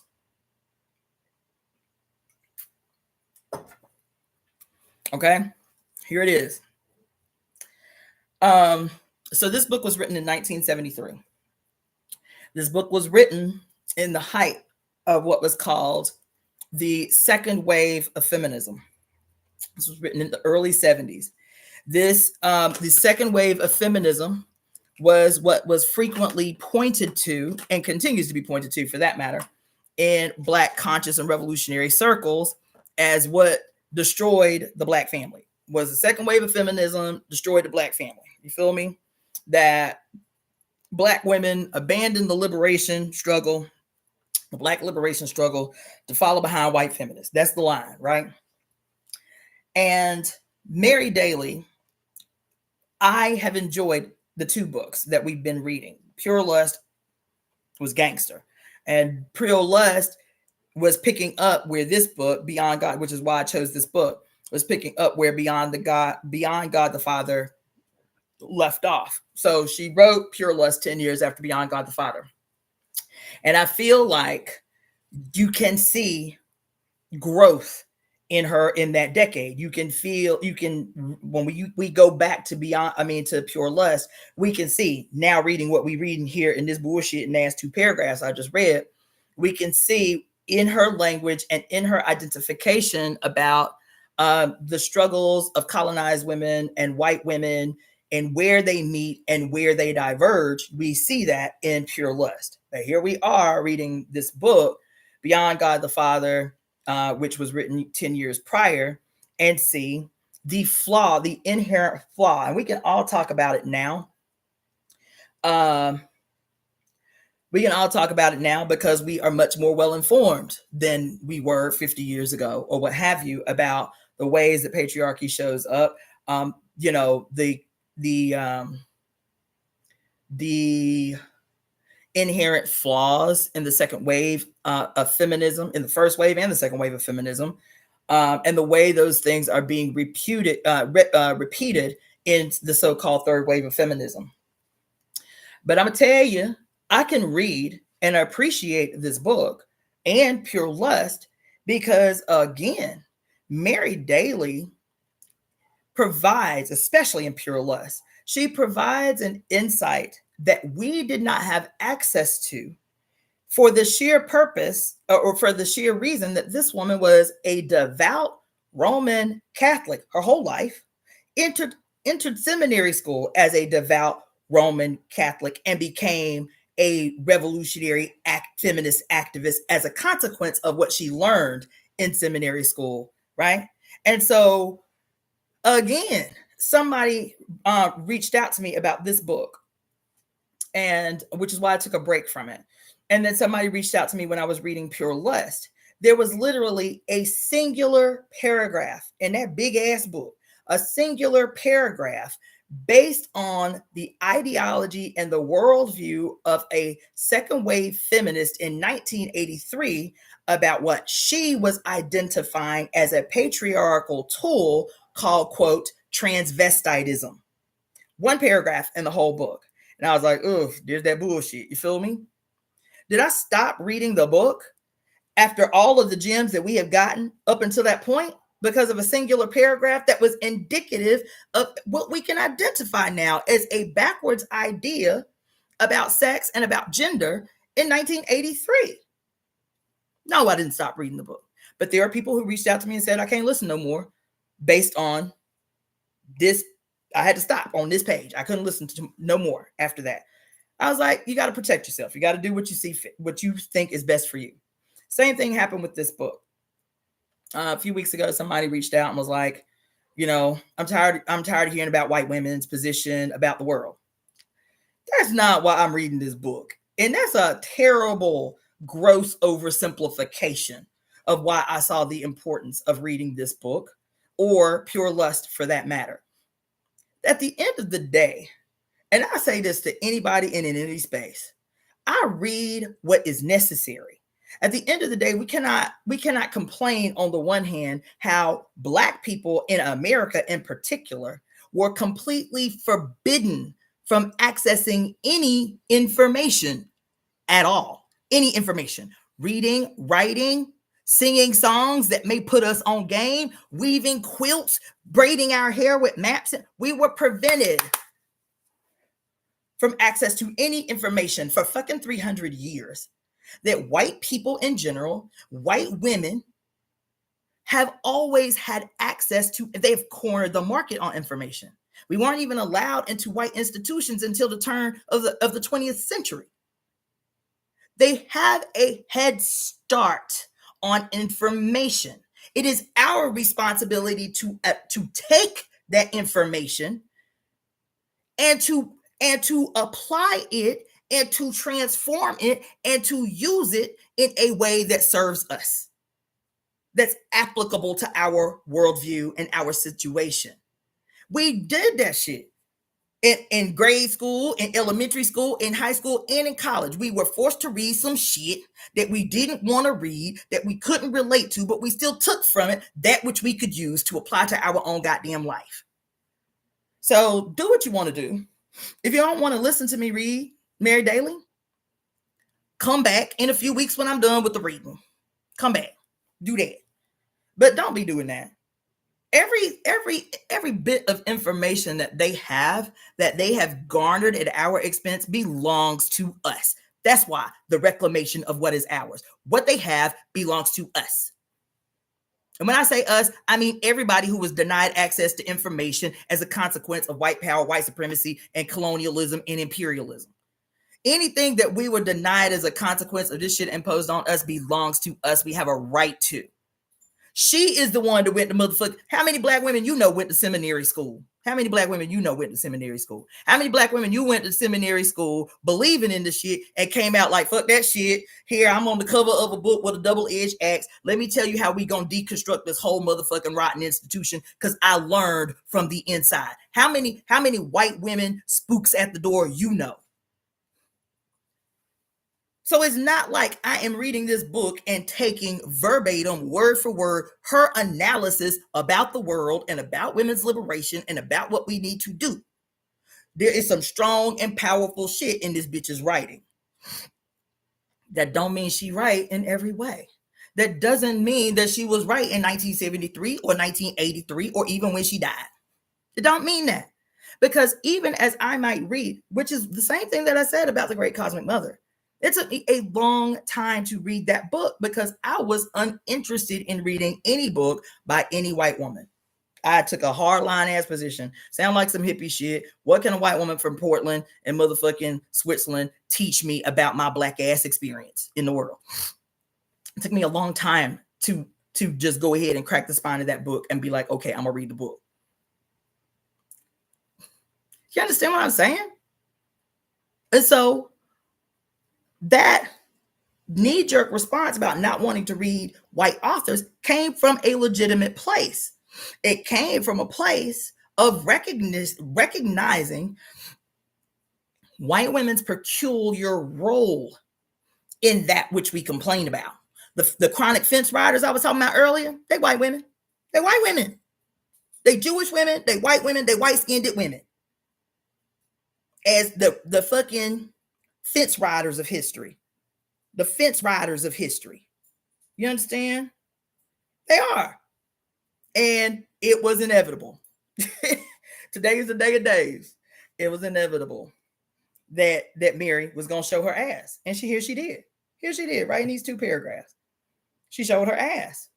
She showed the inherent ideological weaknesses of one who benefits from institutions of exploitation. That's what she just did in these these two paragraphs. That even as progressive as she was, even as gangster as she was, and she was a gangster, she is still white. She is still white in a world that favors whiteness. She is still white in a world that favors whiteness directly in opposition to otherness. And that shit just showed its ugly face. right here in these 2 paragraphs. So this is what we're going to have to talk about the rest of the time, because I'm not reading anymore.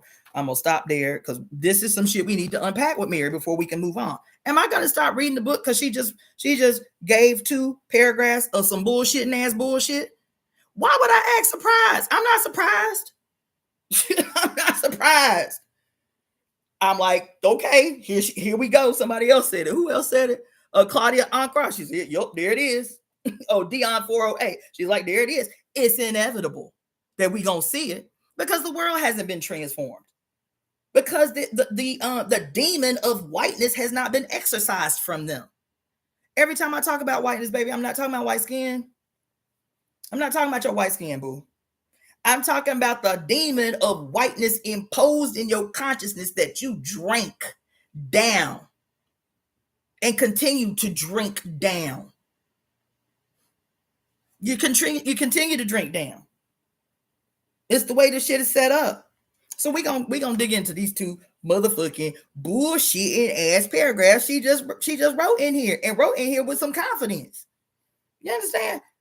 First of all, the audacity of a white woman to presume to have an analysis about the ins and outs of the Black revolutionary movement, of the Black liberation movement. This ain't your shit to speak on, bitch. This ain't your shit to talk about. This ain't your shit to speak on. Especially not from a place of authority. This ain't your shit to speak on. Period. Not even if you're asked, if you tell me. Not even, what's your opinion about the Black liberation movement, white person? Not even if you ask. You say, I plead the fifth. I default to y'all. That's y'all shit to explain to us. That's y'all shit to interpret for us. Whatever you say, I default. That ain't your place to talk about, to even give an analysis about. But here she say, so let's get into it. This might have to be a whole nother. She still has that work. She still has that to work through, just like we still working through the systems that we are a product of. She is still a product of the system. Yes. Now she's no longer living, so there ain't too much working out of anything she gonna do. She don't believe that she don't believe that she has a place. She is carrying our business right there. Well, she was. Again, this is 1973. And like I said, we see some growth in the 10 years between this book and Pure Lust. We see how she's much more careful in how she talks about the different experiences of Black, brown, red, yellow, and white women. But it don't mean that this ain't etched in stone. This is etched in stone. This shit that she just said, we have to unpack. Because here this was in 1973, what's that, 50 years ago? But we hear people repeating the same shit.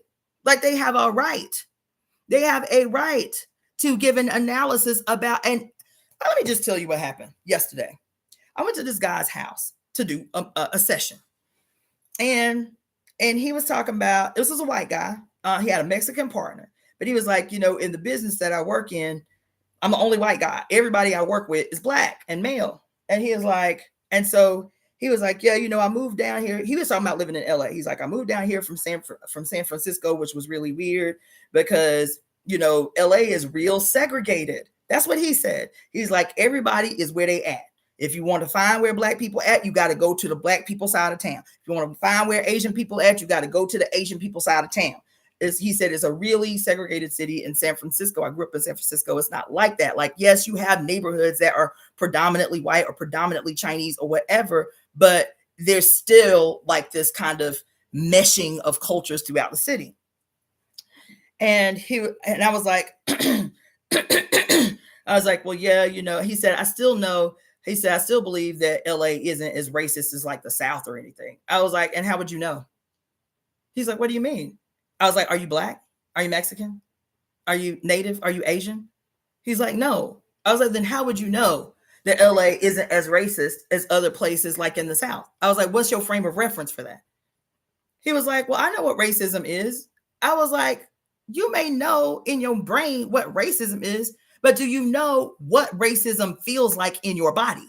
Do you know what racism feels like in your fucking lived experience? He was like, well, I guess not. I was like, no, you don't have to guess. The answer is no. I'm sitting here telling you. He was like, but I work with all Black men. I see what they go through. Seeing what they go through is not knowing what racism is, not being able to, quote, identify with or, empathize with. You can't empathize with racism. You can't even have an intelligent discussion. I'm sitting here telling him this. I was like, that's not your place to say. I said, for you to witness it is one thing.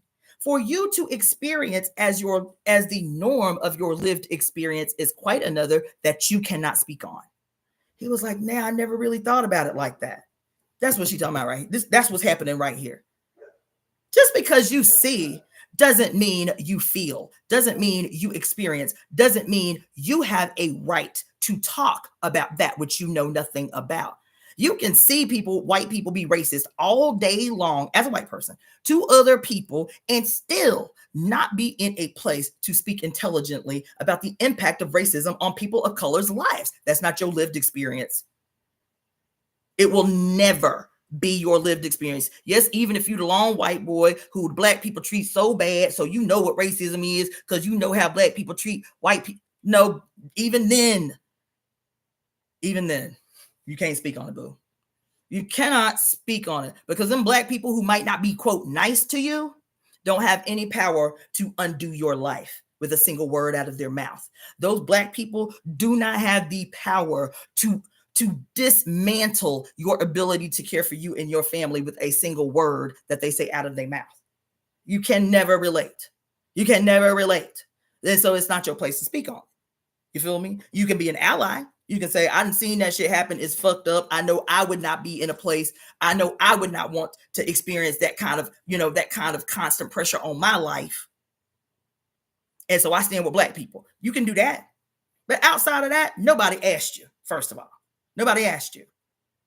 Anyway, so here she say, the fact that giving priority to racial identification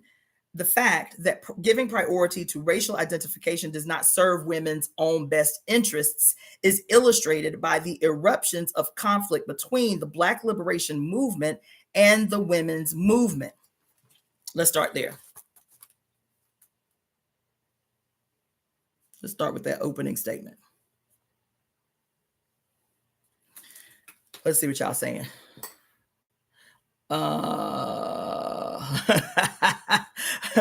Hold on. Wait a minute. Golden Amethyst 999 said, damn, Mary. Pure Lust is so good. It is. Yup. But I'm glad that Cassandra reads these texts because sometimes Mary goes over my head.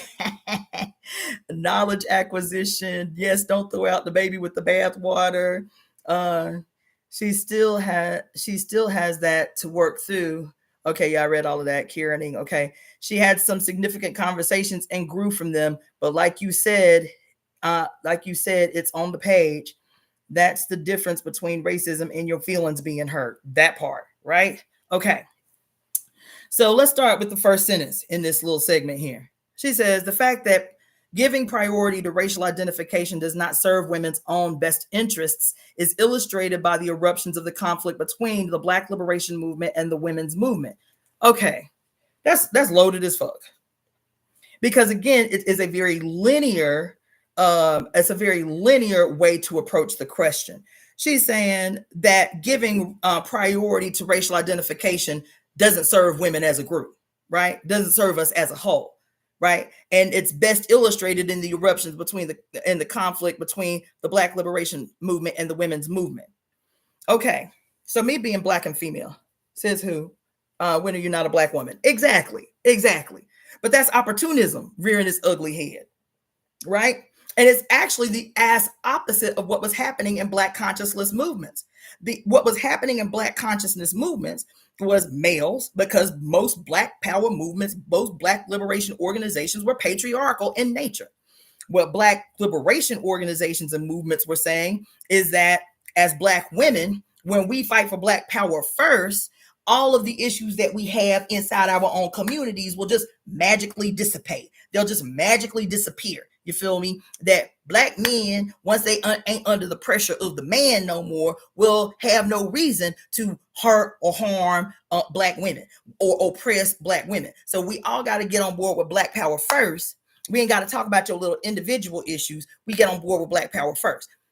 Your issues take a back seat to what is the real revolutionary work, which is Black collective political power. Okay, cool. And black women jumped on board with that shit. But what she's saying here is your race is not the issue. It is the inherent aggressions of patriarchy, patriarchal systems. That is the primary issue. And if you table your blackness as a woman to the collective race of women, which is what she calls us in the book Pure Lust, she calls us the collective race of women. If we place the race of women ahead of the individual personifications of the women, black, brown, red, yellow, and white, you feel me? Then we'll make more headway because we will dismantle patriarchy, which is what gave rise to racism and classes in the first place.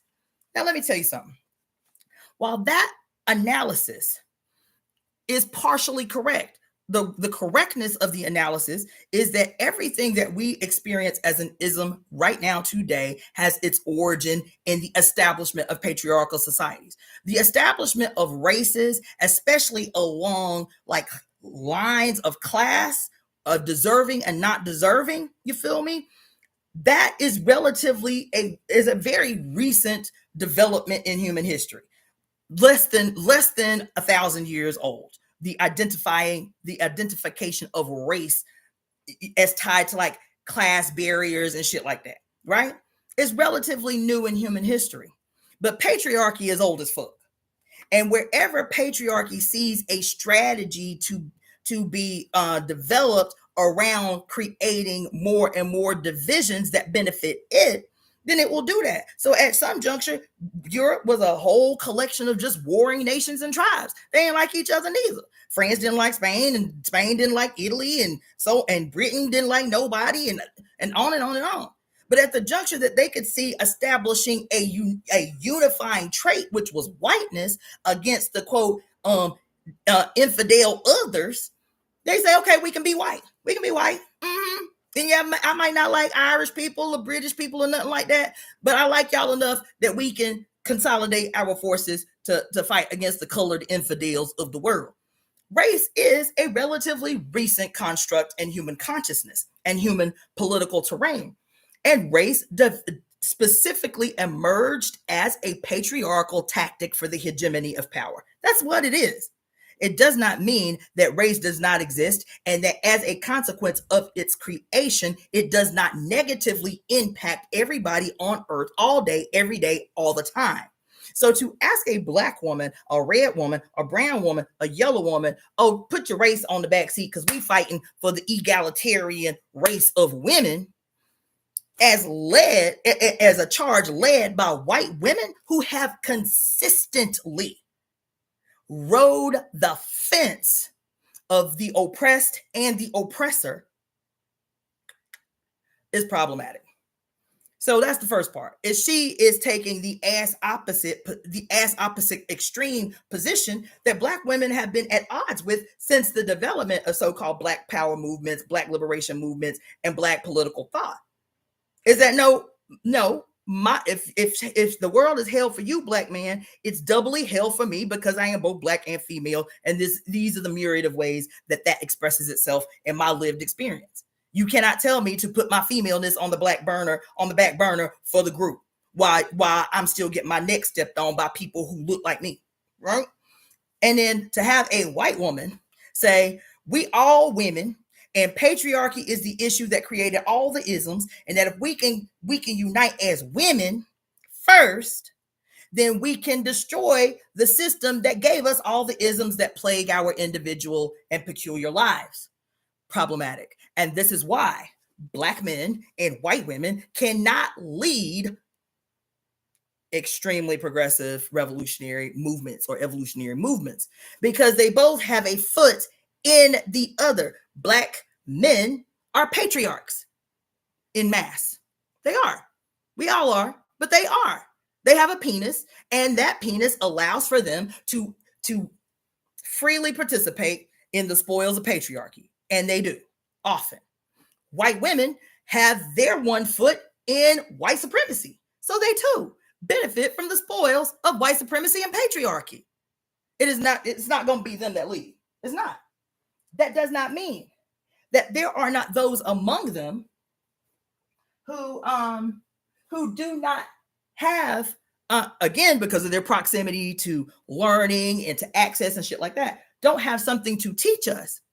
Doesn't mean that they don't have something to teach us. That's why I got a problem reading Mary. Doesn't mean that they don't have something to teach us. But I take what I need and leave the motherfucking rest and know who they are.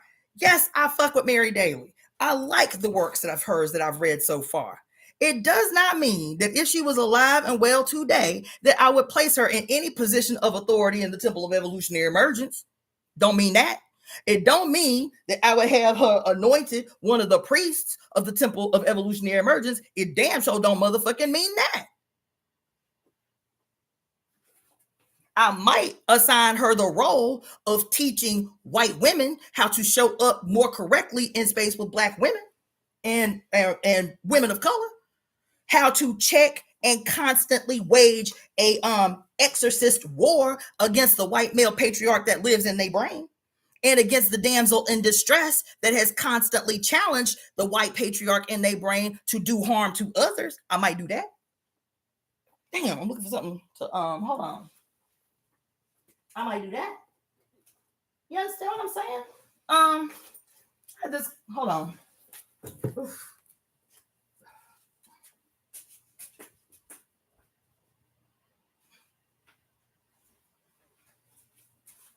I had this conversation with this white woman.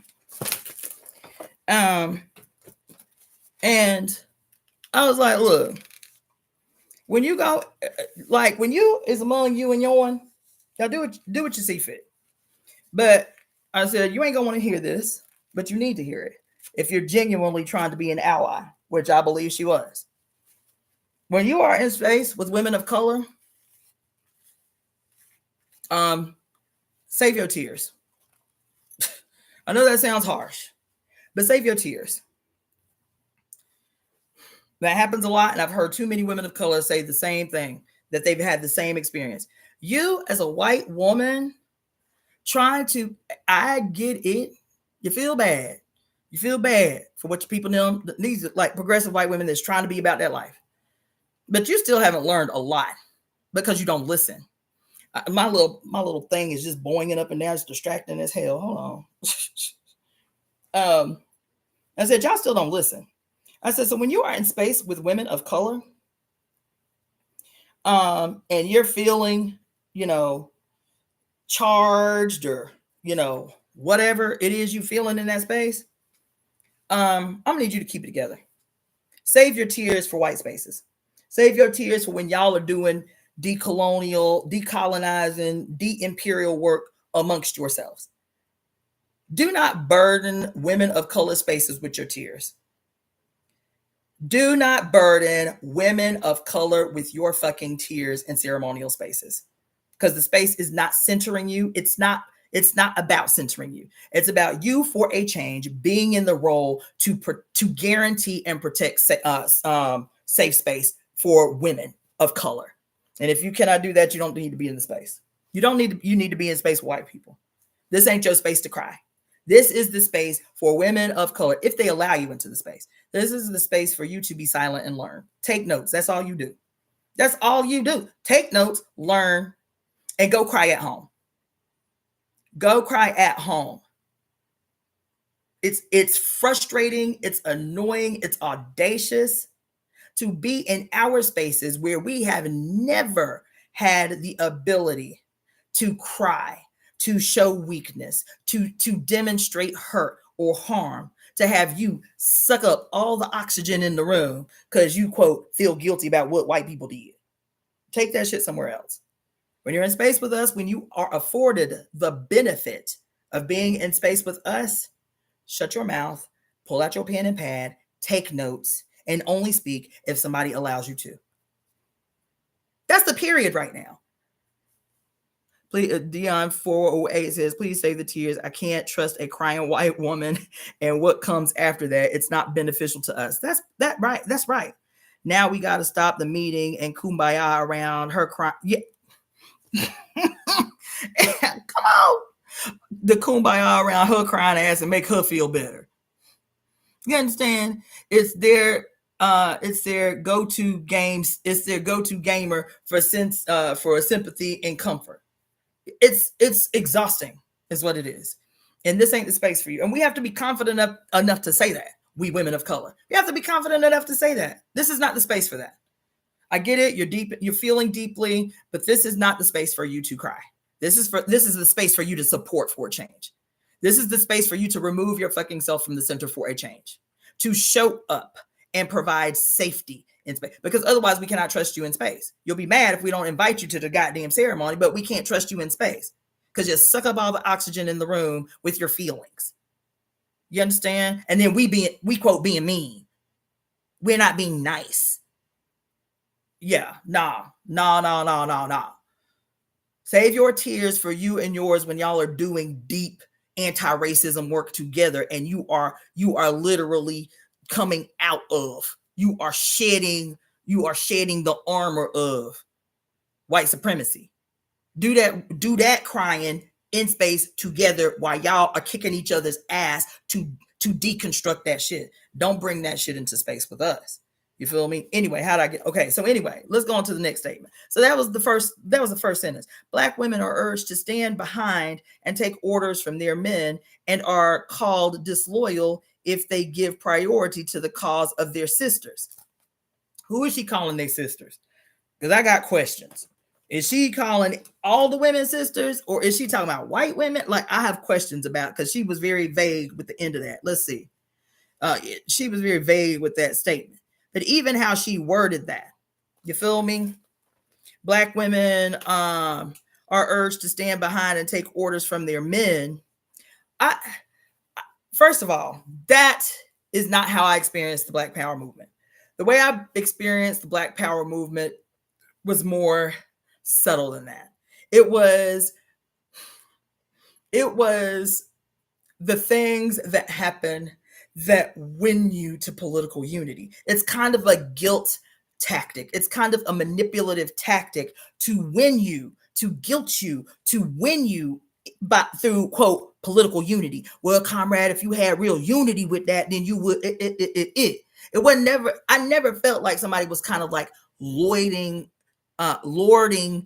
orders over me. It was like the fear of criticism, of not being really committed.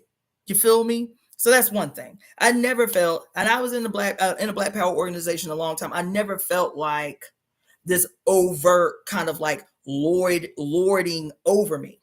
It felt like a manipulation to win you to, quote, doing shit that you wouldn't otherwise do, or giving shit you wouldn't otherwise give, through political unity. If you had real unity, you feel me? If you really believe the vision, you feel me? If it's like that, it's subtle. So first of all, you don't know what you're talking about. Second of all, she said,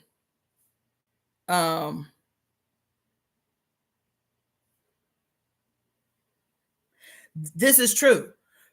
It was the thing that she said about being called disloyal if you give priority to women's issues. Now, if she's talking about the sisters, cool. If she's talking about two sisters, Black women in these circles, in these spaces, cool. I accept that there was no space at all. There was no room at all for the genuine discourse and even conflict necessary inside these organizations that gave what the party called the peculiar oppression of Black women real legitimate space. It wasn't until 2 years after I left the party that they created an organization supposedly to address the peculiar oppression of Black women. But I never experienced that. There was no space to talk about the peculiar oppression of Black women, especially as it was personified inside political space. There was no space for that. There was no space for, you were being divisive. You were being divisive. This was the language not of the Black Power movement or Black liberation movement. This was the language of has-been white feminists. Anytime you talk about your Black ass experience as a woman, this is the language, this is the discourse of white feminists. So that is true. Still ain't her place to say. right? Then she says, this contemporary phenomenon in American life is one more manifestation of the deep connection between sexism and racism. In the South, Negro women are sexually exploited by white men. Let's see, Black writers such as Alice Walker came up with the womanism movement, feminism from a Black perspective. Yeah, and there was a reason that she had to do that. It was one, because of the political betrayal by Black men and the political betrayal by white women. They were experiencing, Black women were experiencing political betrayal primarily from Black men and white women. Herein lies the need for the creation of a concept like womanism, which still doesn't get a lot of play in the world. I've never considered myself a feminist. I've never called myself a feminist. I still don't consider myself a feminist because there's so much in the expression of the ideology that does not resonate with what it is I'm trying to create in the world. It just don't. It don't resonate with me. Womanism, more, right? But still, would there be a need? So that's why I told y'all, there's a lot of things that I don't label myself as anymore because I don't tie labels to me that are a reaction to what is. I'm trying to create something new. I'm trying to create a world where there's not a need for womanism. There's not a need for feminism. There's not a need for revolutionary movements and organizations anymore because there is not this constant thing that we have to, quote, fight against. These labels are all reactions to what is, not to what can be. Right. And so I'm really careful about even, identifying as or imposing a label on myself of this, that, such and such, and this and this. You feel me? Anyway, I'm gonna wrap this up. So let's see. So even her language, yes, it's the 1970s, but this language is real fucking shady, is real motherfucking reductive. She's saying Negro women are sexually exploited by white men in the South, and Black men have raped white women in revenge for their own degradation. The fuck? That sentence right there is rank for like 5 different reasons. First of all, she don't say Black women. And she says sexually exploited. She says Black women are sexually exploited by white men. No, she don't say that for 300 years, Black women have been raped by white men in positions of power or who have internalized their right to, who ain't got no power, but they white, and that entitles them. She didn't say that. She said Negro women are sexually exploited by white men, and Black men have often raped white women in revenge for their own degradation. The fuck? Again, a way to absolve white women's expressed participation. Hold on, let me grab this book while I'm thinking about it.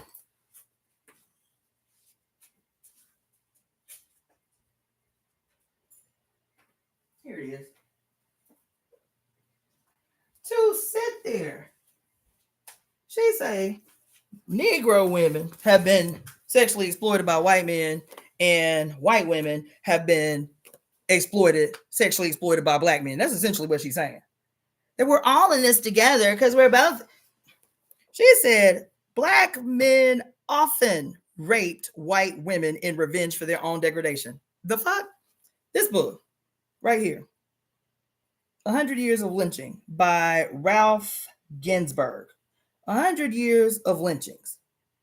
This book is literally, it's not just a written book. This book is 100 years of newspaper articles about, quote, infamous and popular lynchings over 100 years. It's a collection of actual newspaper articles talking about the ins and outs of particular lynchings and whatever. And his analysis at the end of the book, what was it?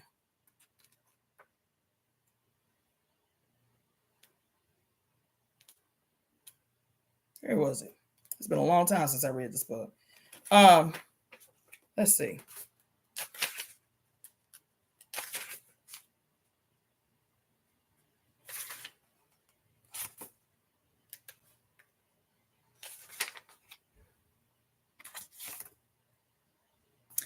Okay, so the analysis from the book, I can't find it directly, but was that a great number, a great number, a great number of these lynchings were rallied by white women.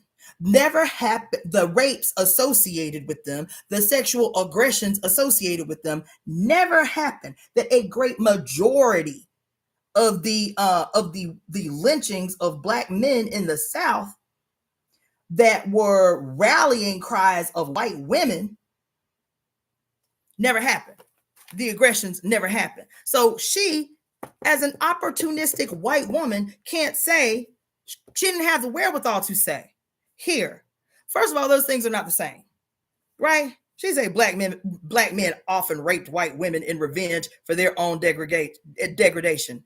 Oh, not that there was more than 100 years of white women using their place of privilege and proximity to patriarchy and to white supremacy to attack and aggress against as willing, enthusiastic participants in the system, white women.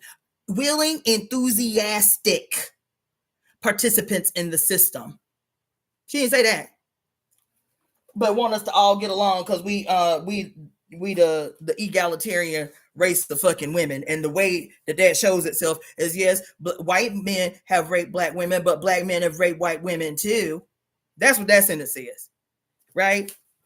And I'm upset about this shit, but we gonna keep going.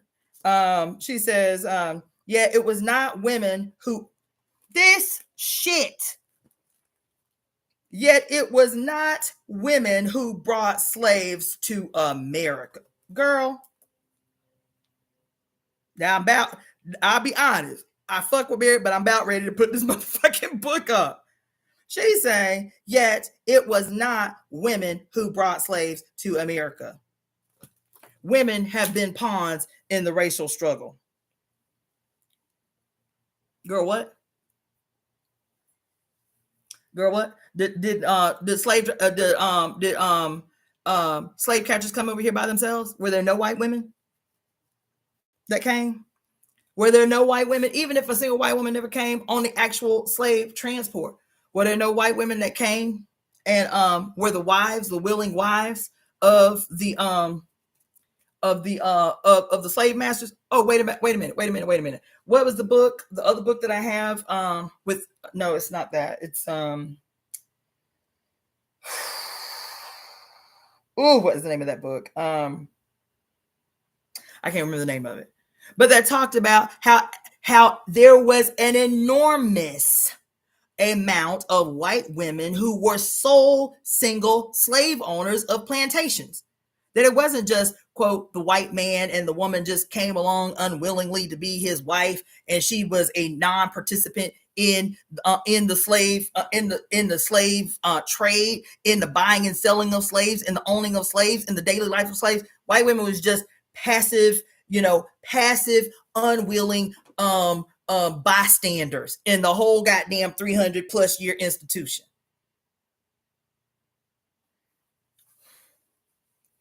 You understand? She say, yet there were no women who brought slaves to America, but there were women supporting it, like Queen Elizabeth, who were funding it, like other queens in Europe who were funding these exhibitions.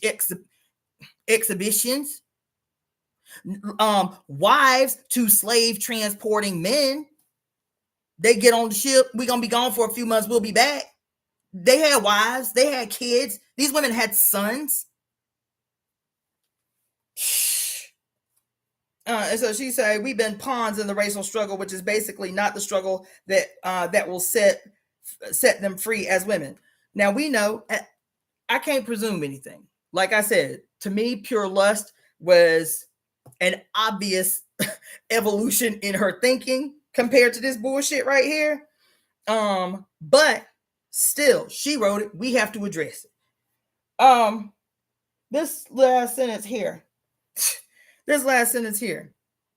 That these last few sentences, that we've been pawns in the racial struggle, and which is basically not the struggle that will set we as women free. And if, as a result of Black liberation, the prize achieved by Black women is the same status as that of their white sisters, they will have an empty victory. Easy for you to say, white woman. Easy for you to say, white woman who sits on the pedestal. It's easy for you to, you're not going to be any further ahead than we are. If the Black liberation is successful tomorrow, you're basically just going to be taking our place. This is what she's saying. This is what she said. You understand? And she said, moreover, there is some question as to whether even this same status is attainable, the same status as white women. The race problem is inextricably connected with sex.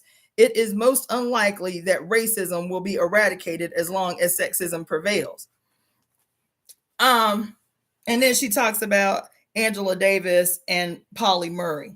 And it's akin to this conversation I had with this white boy yesterday. Like, this ain't just your worldview does not even allow you to empathize with the daily lived experience of people who make up the pedestal with which you rest, with which you reside. You understand? And so this shit, first of all, her analysis here for somebody that is so sharp, that's always a criticism I'm making of white people. It's like, y'all know everything. Y'all got all the access to the best schools, all the access to the colleges, all the access to everything, but y'all conveniently ignorant when it comes to the question of race. Y'all know everything about everything in the world, but conveniently stupid when it comes to race. Conveniently clueless when it comes to what we're talking about as people of other races. I don't understand. Can you explain it to me? I don't get it. You know everything about the motherfucking world. Go out your way to prove you know everything about the world, but conveniently stupid when it comes to race. You need some uneducated Negro to teach you about what it means to be Black in America, because you just don't get it.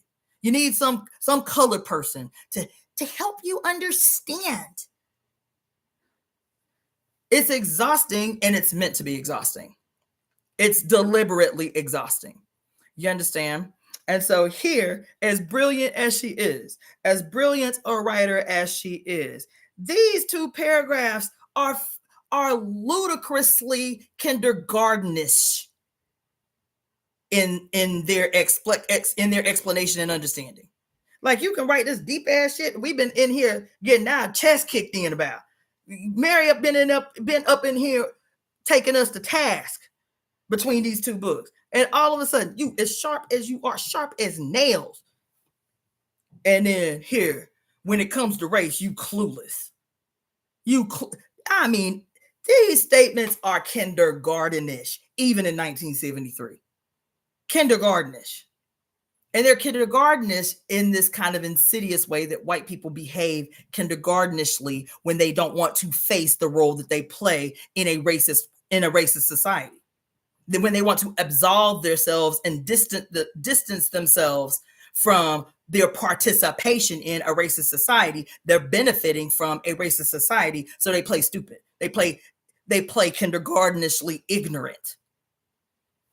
Anyway, so when I'm late, and I'll have to go back to the replay, gang. Conveniently don't know about race at the same time, want to tell you all about your Black experience at the same time. Ain't that something? That part, 100, playing silly. Ain't that something? I'm sitting here in my feelings about this paragraph because, like I said, I done read Pure Lust, which was huge, and we still ain't even halfway through Beyond God the Father, and she been spitting mad bars up in this book, y'all. She been spitting mad bars to get to this shit, which is in the section entitled "Exorcising Evil from Eve: The Fall into Freedom." And then she gonna have the nerve. Baby, just don't say nothing about Black people. If you can't come to no conclusions better than this, then just keep us out your mouth. Let us take and extricate, if you will, that from which you write that is useful for us and how we can apply it, twerk the corners and shit and apply it to our, but don't talk about us. Don't talk about us. This shit got me in my feelings right now. I'm gonna go ahead and read for another, since there's still 30 minutes, but I couldn't go forward without talking about this bullshit she just wrote. And she also mentioned about the Moynihan report. I'm gonna have to read that to you guys one day because here we are in 2024, and there are men on this on what's his name, on the web, on the internet, on the web, still repeating this mythology about how welfare is responsible for removing the black man from the home. The Moynihan report is specifically about this whole period in the 1960s around welfare and how it was, how the impact that it had on the black family. And so there is a book called When and Where I Enter. When and Where by Paula Gidding. When and Where I Enter, the impact of black women on race and sex in America. This book, this book, this book is so good. This is not my original copy because I had so many notes in my original copy. I had to repurchase it. I let somebody borrow it, couldn't remember who. And of course, they wasn't going, if I didn't press them, they wasn't going to volunteer to give my shit back. But this book is so good because so many of the myths that black people are still repeating out their mouths, don't know where the origin is, don't know where they heard it from, but just constantly repeat it. They always denigrate black women. They always blaspheme black women. She got the receipts. She got the receipts. And the Moynihan report is in here about as one of the receipts. And so I'm gonna have to read that to y'all one day because it keeps coming up in popular culture today, and it's a myth. You understand? But anyway, this book here, When and Where I Enter by Paula Giddings, it's one y'all need to get. It's one I might have to read to y'all, but at least read from it the whole ins and outs of the welfare system, the impact on the black community, and the Moynihan report, because that shit is deep. Anyway, let's go on. Moreover, so now after she talked about us, now she's talking about peace people. Moreover, ideologists and leaders of the peace movement fail to recognize the deep connections between militarism and sexism. Indicative of lack of consciousness concerning the meaning of sexism are some statements issued by leading symbol model figures of the movement, notably the Berringham brothers. They make it clear that they see the women's liberation, if indeed they see it at all, as something that will just happen. Listen, as something that will just happen in the course of working for the peace movement and the larger causes in general. The fact of sexism in society is barely acknowledged, or if so, it is nullified by an ambiguous attitude of blaming the victim. Meanwhile, it infects the peace movement itself. Let's see what y'all talking about. They conveniently, yes. Let's see that part 100%. Let's see the link to that book for those who want a PDF. Which book? Which book, Dion? You talking about the Paula Giddings book, or you talking about this book? But anyway, Google it. Google PDF. I don't know if there's I don't know. Oh, when and where I bought it on thriftbooks.com. Thriftbooks.com. Thriftbooks.com. I get most of my books from Thrift Books. Okay, so anyway, it is understandable then, though it may seem paradoxical, that some women find that living on the boundary of such movements is not always the most radical option. Indeed, some find this to be a less radical choice for themselves than accepting the full absurdity of living on the edge of a more overtly oppressive block of patriarchal space. For Black women, of course, there may be compelling reasons for choosing to work with the Black movement. Nevertheless, for others with less complex situations to deal with, the advantages of overtly oppressive organizations are an important consideration. Since the situation within such space is blatantly unjust, there is less chance of confusion and seduction. Also, there are opportunities to crack the monolithic image that the hierarchies of such institutions present by exposing and fostering independent thinking on the part of the silent majority who are falsely represented. The categories suggested above are distinct, but decisions about particular cases may be complex. This complexity is evident in the case of hybrid institutions such as a church-related university such as a church-related university. A decision about locating on its boundary should take into consideration its complicated identity. Again, a revolutionary movement could have characteristics of both the third and fourth categories, if in fact women are denied leadership roles.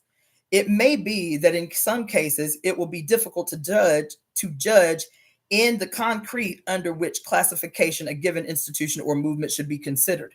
Still, it is important to try to judge the situation as accurately as possible. For example, some women might find it difficult to judge whether such an institution as the Catholic Church belongs in the first or second category. On the other hand, it claims to be on the side of justice, human freedom, and peace. On the other hand, it is committed to patriarchal symbols and formulations of doctrine and to sexist policies, such as the refusal of official ministerial power to women and opposition to birth control and abortion. Those whose hopes had been raised during the Vatican II years have experienced a gradual erosion of these hopes beginning in the 1960s and increasingly in the 1970s. The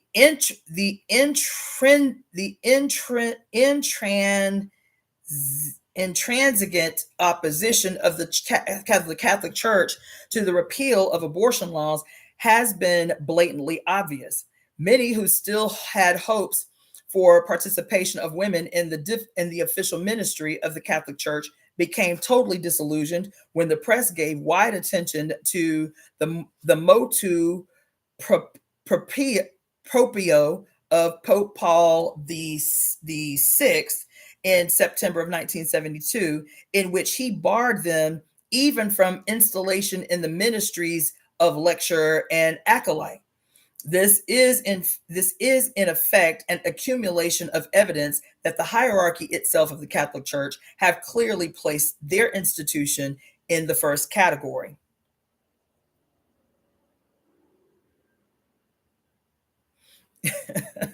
In the first category. In dealing with the problem of co-optation, women can start with the basic principle that our own liberation, seen in its fullest implications, is primary in importance. Let me just say this one more thing. Actually, let me read this statement and then I'm going to say one more thing. No, let me say it now. When I was talking about the statement that she made about the Black liberation movement, relegating Black women to the back, and but on the women's liberation aspect, race should take a back seat because we all the egalitarian sisterhood or some shit, right? The other thing that she conveniently left out of this discussion is that it's not just womanness. It's not just womanness that serves that is being oppressed by patriarchy. She fails to acknowledge that it is, quote, both Blackness and femaleness that now become the primary targets of white supremacy, white power, and patriarchy in general. So she can recognize how she says here about the specific complications of the situations confronted by Black women in these spaces. She can't say that that Blackness is also a part of the target of white supremacy and aka patriarchy, that white supremacy is the grandchild of patriarchy and its target has been set on both Blackness and femaleness. She can't make that leap, because to make that leap would be to say what we have been saying all along, is that the reversal has to happen where Blackness and femaleness becomes the center of any so-called progressive movement that's making a real challenge to patriarchy, that's making a real challenge to white supremacy. She can't make that leap because it would remove her from the center. She can't make that leap because it would remove her from the center. Anyway, let's see. Okay, in dealing with the problem of co-optation, women can start with the basic principle that our own liberation, seen in its fullest implications, is primary in importance. When sexual caste is seen as the original sin upon which other manifestations of oppression are modeled, it becomes eminently unreasonable to feel guilt over according it priority. If there is a place for guilt, it is not recognizing that a male dominated liberation movement cannot essentially change the situation of the more than 50% female membership of all the downtrodden, poor, and oppressed races and minority groups. Recognizing this, women may well decide that independent bonding with each other and cooperation on this basis with male governed groups is the better choice. Mentally insane, that's what I was thinking. It would remove her from the center. She would lose her lead position. Absolutely, yes. Plus, it doesn't just remove her from the center, y'all. It doesn't just make for a loss of her lead position. What it again does is make it always puts her in a position to be absolved from any individual responsibility for aggressions against others. A white female historical enthusiastic participation in the very system that she's trying to destroy, that she claims she's trying to destroy. That's the leap that she can't make based on her opportunism, based on her place riding the fence.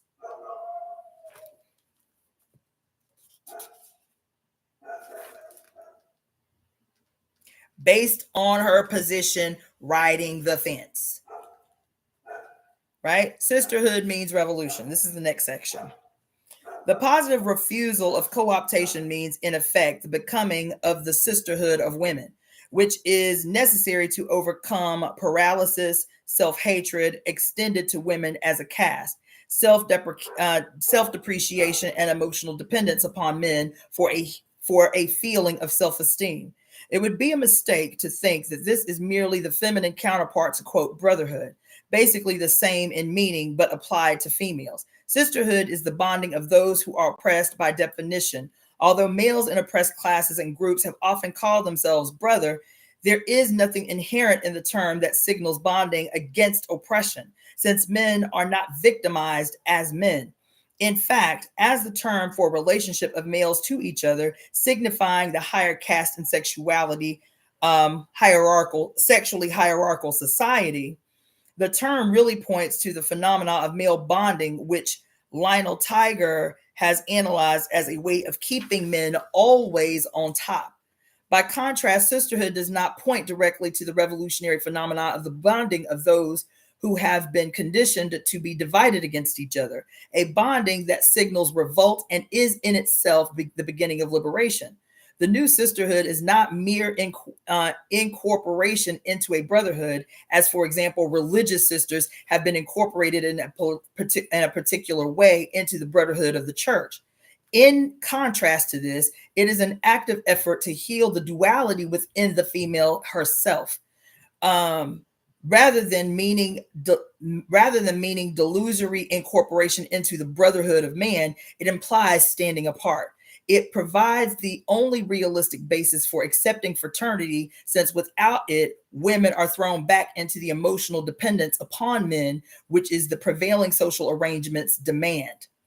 This is a fact that women in the radical left discovered in the 60s, in the 1960s. Since the new bonding says no to a social order that has prevailed from time immemorial, the word sisterhood says revolution.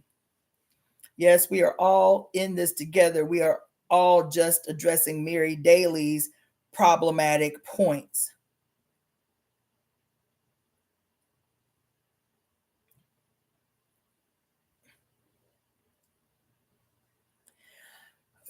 Global Amethyst 999, dear. Let me tell you, that is a problem. That is a problematic statement.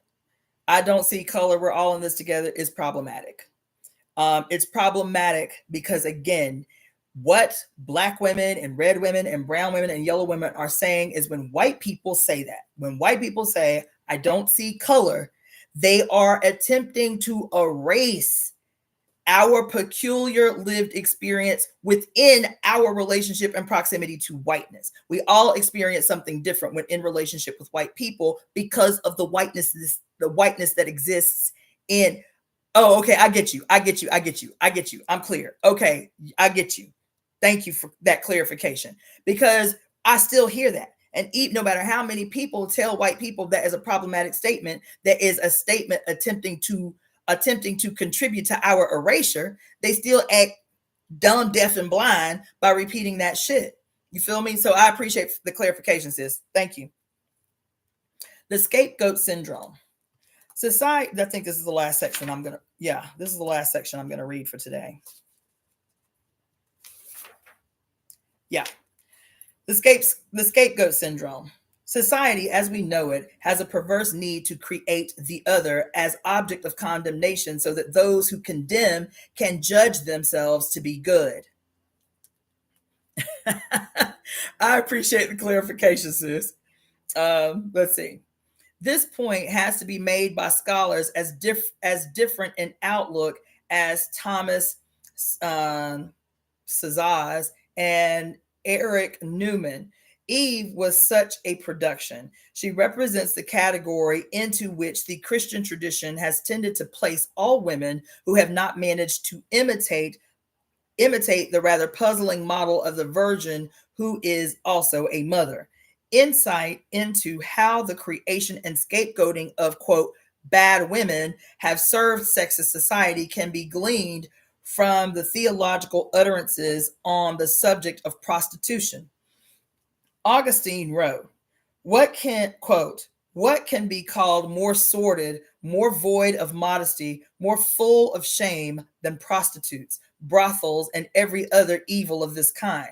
Yet remove prostitutes from human affairs, and you will pollute all things with lust. Set them among honest matrons, and you will dishonor all things with disgrace and turpitude. End quote.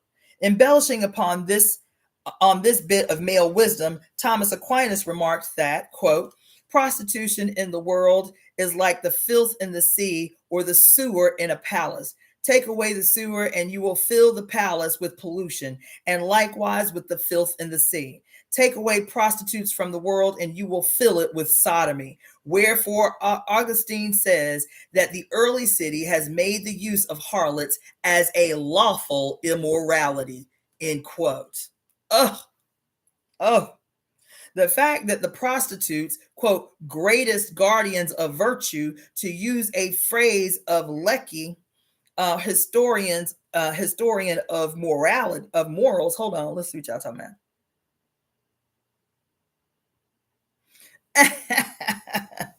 Okay. Of morals have been allotted the privilege of serving as venereal safety valves for men. Whoa. God damn. Yo. Jeez. Interesting questions that arise are just whose lust would pollute all the things without prostitute? Whose virtue would be guarded? Whose virtue was being guarded? Surely not the virtue of the prostitutes, nor of the men who use prostitutes. Then seemingly it is the virtue of the honest matron, who of course had no such venereal outlet, and whose virtue would seem to consist in being less likely to be called upon to function as sewers for men who were not their husbands and consequently bear illegitimate children. That is, they remained the unsullied private property of their husbands or fathers in the case of some virgins. Society as structured then has required that this wretched caste. The existence of good women, according to the male standards of being unmolested by society, by private property, has required the existence of bad women who have been scapegoats for male sexual guilt.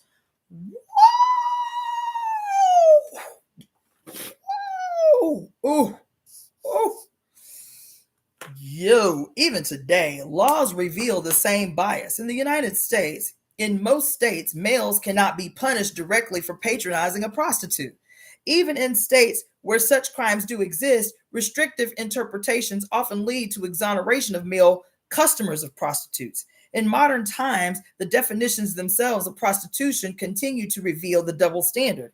It has been defined, for example, as the practice of a female offering her body to an indiscriminate intercourse with men for money or its equivalent, as indiscriminate sexual intercourse with men for compensation, and as common lewdness of a woman for gain. The oh, whoa, for gain. The evidently one-sided view of the problem reflected in these definitions sees the act of the women as criminal while ignoring the responsibility of the male second party. Okay, Dion. Yes, right. It appears to have been the case then.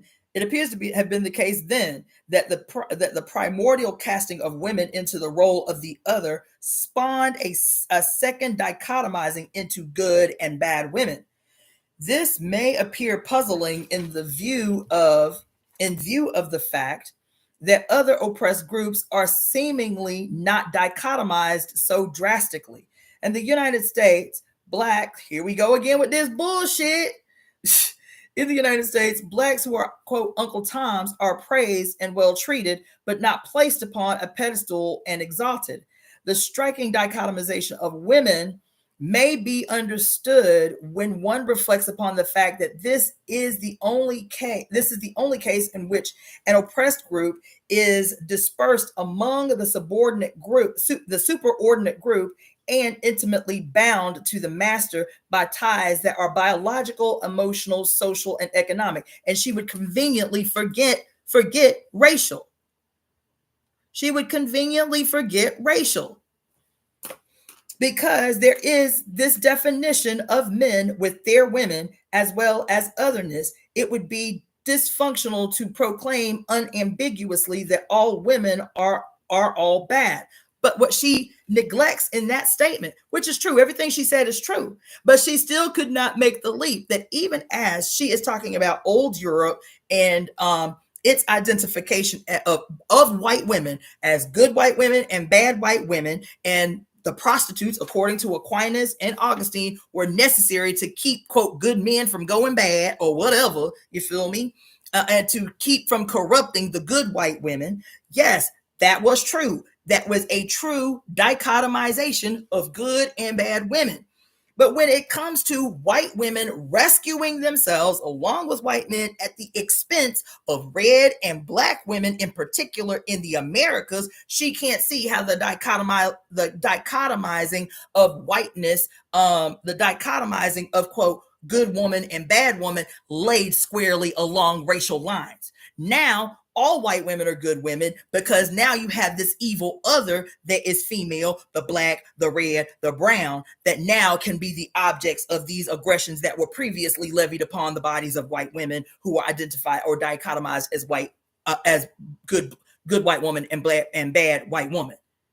She still can't conveniently make the leap. She says, yes, the ties are biological, emotional, social, and economic, but refuses to say that they are also now today racial, because the other, the wicked black other, the wicked native other, the wicked Mexican other, the wicked Asian other, and their sexual wiles, the need to over-sexualize and hypersexualize all others so that now this sexual aggressions against them are seen as deserving, lay along racial lines. The dichotomization of the good woman and the bad woman now lay squarely along racial lines. She can't make the leap because, again, it absolves white women. At the same time, the otherness of women as such, that is, as a caste, supersedes the identification that men feel with some women as possessions who reflect their accomplishments and serves their interests. As a consequence, the goodness attributed to the few is not the goodness of the self-actualizing person, but of an impotent creature lacking in knowledge and experience. In this respect, there is, God damn it. In this respect, there is, and that's why white women hate other women. This inherent, let's talk about it. That is the inherent hatred that white women have for other women.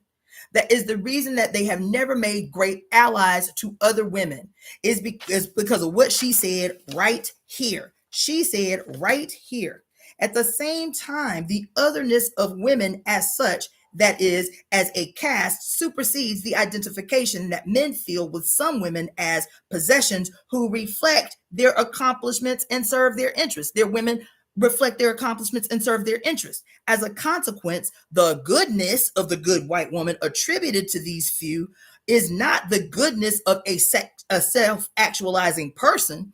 It's the goodness of an impotent creature lacking in knowledge and experience. She said it herself. It is the goodness attributed to an impotent creature lacking in knowledge and experience. In this respect, there is an analogy with the idolization of Black children in the South, whom become objects of contempt when they reach adulthood and become threatening.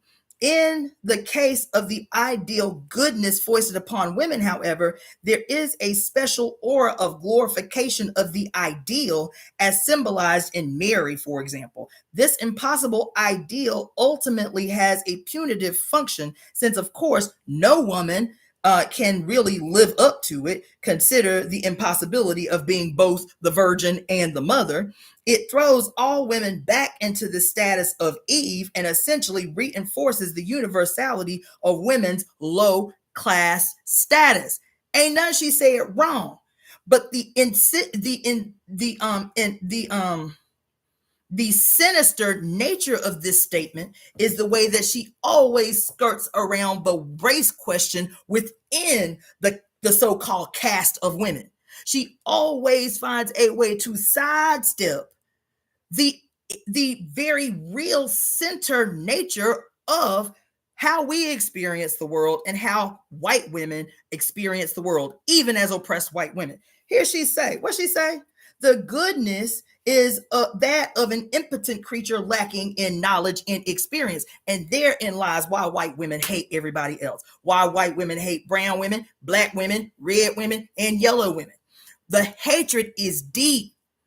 It is because in the mind of a white woman that is good, her goodness is not defined by her independence, by her sovereignty, by her education, by her ability to accomplish. That's not what her goodness is based on. Her goodness is based on her proximity to the male in her life and his achievements, his accomplishments, and how she makes him look in his achievements and accomplishments. So she can't be thinking, she can't have knowledge, she can't have experience, she can't have an education, she can't make her own money. And so with white women, especially in the 1970s when this shit was written, white women, that was the complaint of a lot of Black feminists, was white women are out here burning their bras talking about they want to be liberated from the kitchen. But most times they wasn't even cleaning their own kitchen. They wasn't cleaning their own house. They wasn't taking care of their own babies. They wasn't doing that shit. Black women were doing it for them. So while they was talking about they want to be rescued from the house and go to the job and this, that, and the other, Black women was working. Black women was working and trying to take care of their kids. Black women was making less than their husbands was making, and Black men was still wasn't making shit. You feel me? So that's one thing. And as a matter of fact, Barbara Moore talks about it in here. She said she talks about in The Machine when she talks about this thing that white women perceive as Black women's strength or colonized women's strength is what they're jealous of, but they are participants in creating these scenarios that force Black women to be strong and to force women of color to be strong and all of this shit. They become women of color become the objects of hatred by white women because white women have not staged a contest with white men, with white power, with white supremacy. And so they perceive our strength as something for them to be envious of. And the only way that they can gain that kind of recognition is in proximity to fucking colored men, to motherfucking colonized men. They feel like they are gaining something that they see in us, women, by bedding some colonized man, bedding some colored man. And then get mad when they don't get it, when they aren't filled up with what they perceive they see in us, the object of their hatred in us. Because it's not our responsibility to be allies to white women. It's not. Our circumstances are not just because white males exist. our circumstances on the fucking planet as colonized people, people of color, people, women of color, everybody of LGBTQIA, white women have played a role. Not only passive roles as the begetters of patriarchs, because there's something to be said for that, but also their willful, enthusiastic, police-like solidarity with white supremacy and what it means in the lives of everybody else that's been reduced to other. That's real. And so over and over and over again, she'll say some shit that's awesome. She'll say some shit that's like, yes, what a great way to identify this thing. And will always conveniently leave out the role that y'all play. And you all do. You all do. You all do. You all do. And thank you, Claudia Ancra. And that strength is consumed endlessly. There's attempts to it. Their hatred, baby, their hatred of us is why the nose jobs. Their hatred of us is why the lip fillers. Their hatred. It's not that they love us or they want to be like us or they love what we look like or they love our aesthetics. It is their hatred. It is their hatred of us that fuels, that funds the plastic surgery industry. It is their collective hatred of us. Butt fillers. It's their collective hatred of us. Nose jobs. It's their collective hatred of us. Lip fillers. It is their collective hatred of us. Boob jobs. It is their collective hatred of us. And no matter what they do, no matter how many Negro dances they try to emulate, no matter how many fucking plastic surgeries they get, no matter how many niggas they bed, no matter how many niggas put them in a head wrap or dreadlocks or do-rags or whatever the fuck, they can't get it. And they stay mad because that thing that they're seeking in us that fuels their hatred is the same thing that will fucking rescue them. It'll rescue them. But instead of being an ally to women, instead of being an unquestioning ally to the women of the world, they will always hedge their bets with their whiteness and what they think it entitles them to. Always.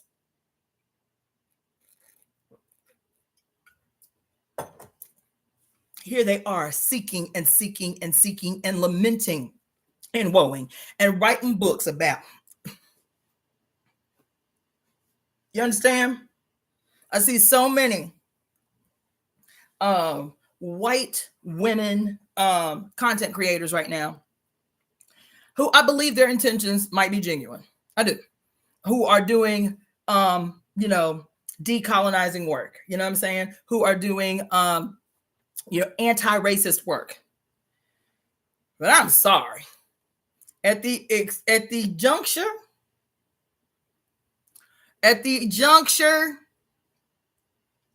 that what you say doing decolonizing work and anti-racist work becomes more valuable than what a black ass woman got to say, there's a problem. There's a problem.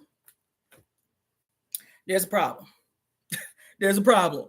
There's a problem. There's a problem. There's a problem. There's a problem. You understand? So anyway, let me finish reading this little. Oh, did I finish that? Yeah, I did. Okay. This next section gonna be gangster though. The next section is called "Destroying the Victim: From Witch Burning to Lobotomy." Ooh. But we only got 2 minutes left before it's 3 hours, and I'm done. So, but yeah, y'all. So I had a lot to say to y'all today. Where's that little bookmark at? I had a lot to say to y'all today. We're gonna finish this book, even though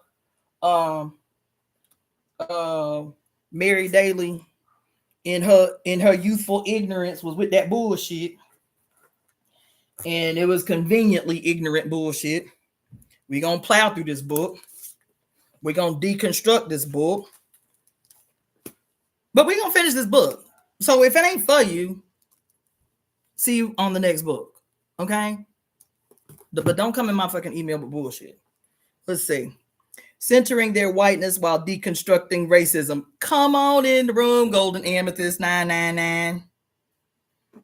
Because even white people recognize now that in this world, I can make some money. I can make some money being an anti-racist. I can make some money. I can make some money. I can make some money talking about deconstructing colonialism in our thinking. Uh-huh. Mm-hmm. Yup. There's some money in it. What's that white boy name?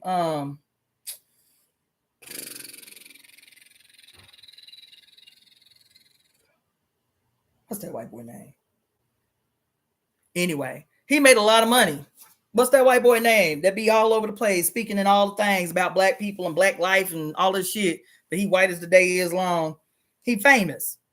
He go to all these universities and get all these big ass honorariums and shit to speak with white people about how white people can do anti-racist work and all of that shit, and the conditions of black people and all of that shit, and make a whole lot of money. But could you find a black professional who is well versed in all those things, hell, say word for word verbatim what he say, and get the same honorarium from the same white people who are so interested in decolonizing and doing anti-racist work, but only if it's taught to us in a nice way by white people who we can empathize with? Because you don't want to hear anti-racist work if it's coming from a motherfucker who got her eyebrow crinkled or got her mouth fixed. You feel me? You don't want to hear what it means truly to be an ally or to decolonize if it's coming from a motherfucker with tattoos on her face who look too hard or who doesn't talk nicely. Just saying. So, let's see. Thank you guys. Another wonderful session. Ooh, that was a meal. That Daughter of the Fates casserole. Y'all are killing me. Yes. Yeah, you cooked the holiday meal. Okay, we eating delicious food this evening. Y'all are tripping. Cassandra cooked and hey, okay, this needed a deep dive into. I'm gonna hang with the reading, and I'm glad we call out the BS when it shows up. Speak on it. Colonialism and deconstruction and the deconstruction of it. Impotent creature. This was good. Listen, that impotent creature thing. Mary be with the shits. Love her or hate her, you know, she dead and buried. But she be with the shits. You feel me? And again, this Saturday, we're gonna be talking about the reclamation of what is ours. The reclamation of what is ours. I have no problem wanting to be absolved of guilt, yet to give up this spot, but not to give up they spot at the top. That part. You understand? And so when I talk about the reclamation of what is ours, there ain't, girl, listen, I haven't read the works of Friedrich Nietzsche. Son of a bitch that he was. I done read the works of what's that motherfucker, y'all hail some freaking Freud and shit. What's the Carl Jung and shit.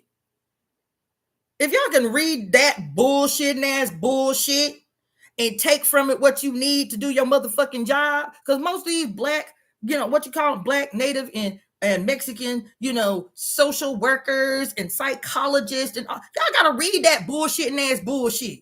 Y'all gotta read that shit. Y'all gotta be well versed in that bullshitting ass bullshit. And it's all bullshitting ass bullshit. But y'all got a problem. Y'all got a problem when I read Mary Daly. Y'all gotta read that shit. If you went to medical school, you gotta read it. If you went to motherfucking school for psychology, you gotta read it. Hell, most of that bullshit, you have to take at least one quarter of some psychology, some humanities. You gonna read that bullshit and ass bullshit. So get off my shit with the dumb shit. I'm gonna finish reading this book, and I'm gonna stop when it's some bullshit that I have to like deconstruct and put her on blast for, recognizing one, she was a stereotypical white woman, born and raised a Roman Catholic in the second wave of fucking feminism with all its bullshit. You feel me? Yes, there was good that came from it, but there was a whole bunch of bullshit attached to it too.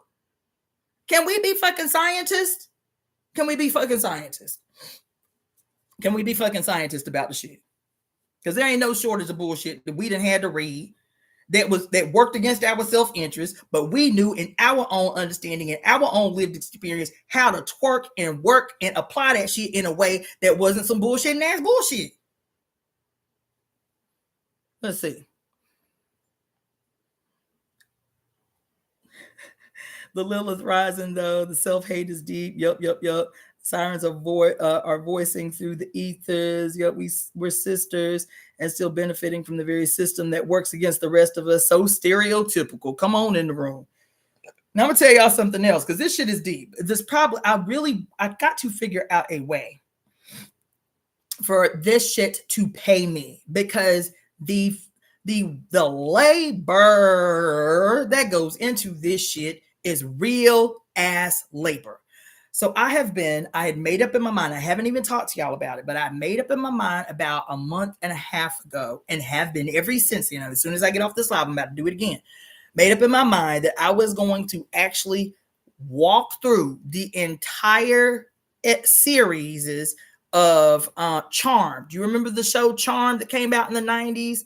With Alyssa Milano and all them girls, Shannon Doherty. What made me think about it was the fact that Shannon Doherty passed away 2 months ago or something like that. I was like, you know what? I should really revisit Charmed, right? Because I wasn't spiritual. I wasn't up on game when I watched it in the 90s. I was like, I'm sure there's gonna be some shit up in there that I can make use of, right? That I can apply. Baby, y'all gotta watch Charmed. From episode 1, I've been watching at least an episode a day for the last month and a half. And I'm going to tell you, that shit is off the chain. It's incredible and wretched at the same time. So, and the reason I mention it is I would love to do a deep dive breakdown, series by series of this show. Yo. And what made me think about it is the sister, who was it that said, hold on. Monica Bennett said, it's Lilith rising, though. That's what made me think about it. Because I think it was the first or the second episode of Charmed that let me know, okay, they with this bullshit. Like I said, I love the show. I forgot how good it was because I was watching from a kid's view. The show is good. The writing is good. The writing is really good. There's so much fucked up shit up in it that I'm like, it is a whole bunch of stiff legs that wrote this shit. Yes, they used these 3 girls who are supposed to be cute and shit, but there ain't no way these shows were not written by a bunch of stiff legs, by a room full of stiff legs. The second episode, I think it was the second or the third episode, the demon, because these girls are, quote, good witches. They good witches. You feel me? And as good witches, there are things they can and cannot do, right? But their whole mission as good witches is to protect humanity against the demons and dark forces of the world. Okay? That's the whole thing. The first demon that they had to fight, y'all, the first demon was Lilith. These 3 white witches, the object of their destructive power to kill evil was levied toward the goddess Lilith, who was called a demon in the show. I said, oh my God.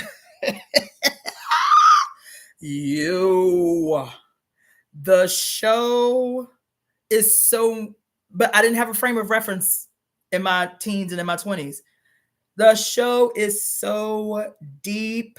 It's like a conflict because the show is good. And as good as it is as malignant as it is.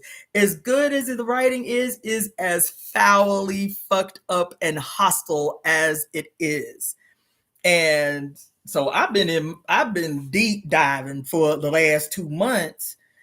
And, I've talked to you about some things, but this fucking show, Charmed, and I'm in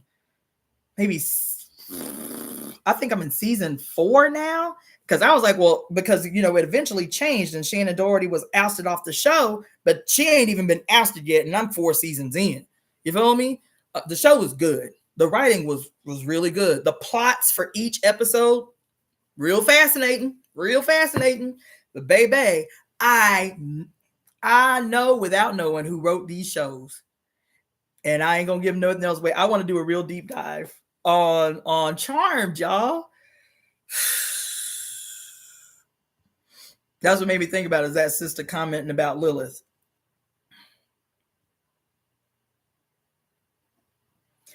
You know what, Monica, girl, what is your problem? Why you keep bringing up all this good stuff? So she say, I dislike the Color Purple remake. It's ugly. I didn't watch it. I didn't go see it, and I don't know why, but I saw the previews and I just felt away. And nobody really pushed me. Nobody really challenged me. So I was like, it ain't on my radar of things to see, right? But I appreciate this is the first time I'm even seeing anybody talk about the Color Purple remake. Java Watson, even if you don't commit to watching the whole thing like I'm doing, watch them first 2, 3, 4 episodes, child, and see if you don't see what I'm talking about. Okay, let's see. Dion says, for your channel to help with the cost so that we can help in an affordable way that is significant for you. So I think I am going to have to do like a Patreon.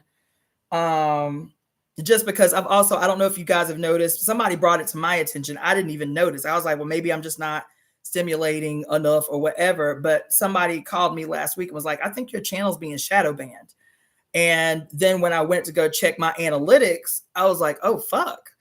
And it had occurred to me maybe a month ago. I was like, damn, man, I've been at 2,600 followers for a long time. Like no new followers. And then she was the one that was like, yeah, also, I'm not getting your stuff is not coming across on my homepage or my For You page as much as it used to be. And so you might be being shadow banned. And then I looked at my analytics and I was like, that's definitely what's happening. I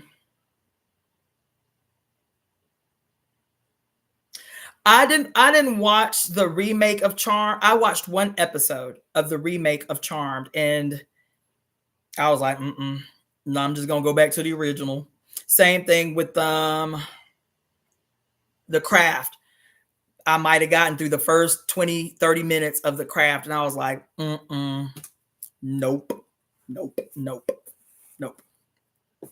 Nuh-uh. So I'm writing down some of the stuff y'all talking about here.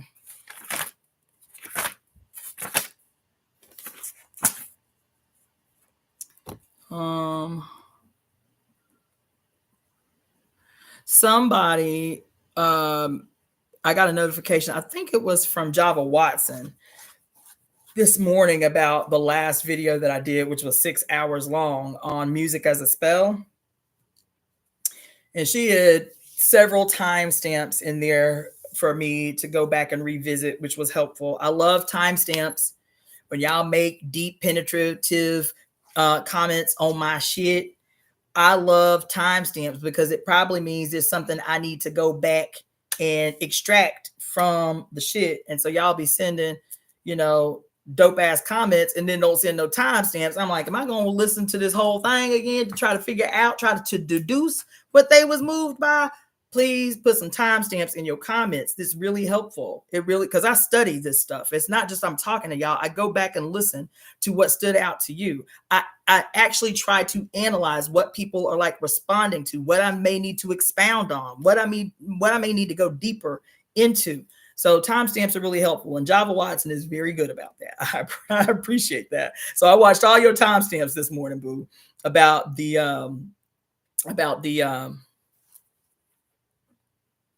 music as a spell. Let's see.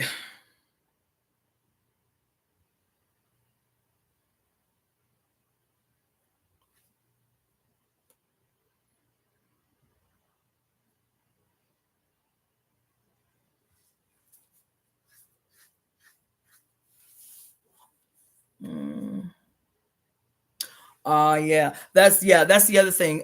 Golden Amethyst 999 said it was that Sybil reading that did that. I found you because of that Sybil reading.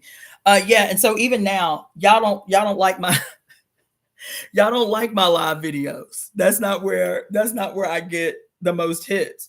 To this day, right now, and those were a long time ago. To this day, every week, from week to week, my analytics, my most hits every week are from The Great Cosmic Mother and The Sibyls. Those two books are what garner me the most hits, the most traffic, the most new subscribers. It's still those two books, The Great Cosmic Mother and The Sibyls.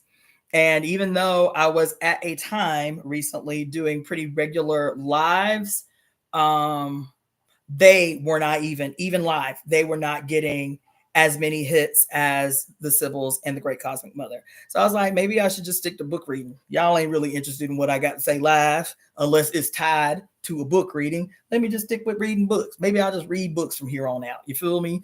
Let's see. Da-da-da-da-da-da. The remake of The Craft and Charms wasn't the same energy. Not at all. This is why I comment so much when I catch you on live, is to try and push the analytics because they be on that bullshit. I appreciate you, Dion 408. I appreciate that. Let's see. Voiceovers by Stephanie Marie. I never knew they did a remake of The Craft. It, to me, it wasn't even worth revisiting, boo. It really was. It was boring. It was so boring. Okay, I'll try to remember that. The Craft remake wasn't great. I found you from the Sybil reading also. Starting watching you because of the Sibyls, very fascinating, and how you convey the stories, remarkable. Thank you so much. Let's see. Claudia Uncross says, which is crazy because I love the lives. What are you doing on election day to counteract the national ceremony? Oy, that's a reasonable question, my dear. That's a reasonable question. Ooh, that's a reasonable question, Tajali. I don't know. We shall see. I don't know. If you got some suggestions, put me on. I don't know. There's a couple other things. Oh, so I haven't posted pictures of these yet, but this is the most recent meditation wand that I've just started. Okay, so this was a piece of driftwood that I found. It's so beautiful, like these little divots in it. See all these little beautiful like divots in it. I was like, ooh, that's gorgeous. I don't know what that's gonna be. But then I had see this piece of selenite, perfectly shaped like that. I didn't have to do anything to it. I've had this selenite for years trying to figure out what I was gonna make with this piece of, arrowhead shaped selenite. You see how big it is. It's almost as big as my hand. It's like, what am I going to do with it? At one time, I was thinking about putting like a goddess on it and like stringing it as a big gaudy like power necklace. But it's just been sitting around forever trying to get me to do something with it. And I found this perfectly shaped piece of driftwood. And one night, about a week and a half ago, I was sitting watching TV. I was like, you know what? Let me do something with this damn selenite and stop playing games. It was right after I did the pine cone live that I was telling y'all about. And I was like, let me see what I can make happen with some pine cones and some selenite. So this is what I've got so far. It's not finished. So it's got the selenite is in there first. And then I put a big chunk of amethyst in the center, surrounded on both sides by turquoise, and then tons of little beautiful cowrie shells that are cradling the alder cones. So you remember in the pine cone workshop that I did, I was talking a lot about alder cones, how I found all these alder cones when I went camping and read about the power of the alder cones and the alder wood and the alder tree, right? So I put some alder cones in there. I'm thinking about adding some, I was trying to fit in this little space in the top, like an actual big pine cone.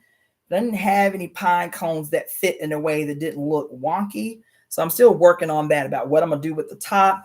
But I'm also thinking about throwing some shungite in it, just like little shungite pieces, nothing big, but like subtle, like shungite pieces and then I'm thinking about these little pretty divots, right? These little pretty divots that are all deep and gorgeous. I'm thinking about putting glitter in them joints. I don't know, but they're everywhere. They're like these beautiful little, like etched out, just naturally occurring divots everywhere, right? I love this piece of wood. So anyway, that's what I've been working on for a little while. And I wanted to show you that. So this is going to be a meditation wand that I am going to probably end up posting on my Etsy store as a piece to purchase. So I'll keep y'all posted on its progress. There was something else. Let's see what y'all talking about over here.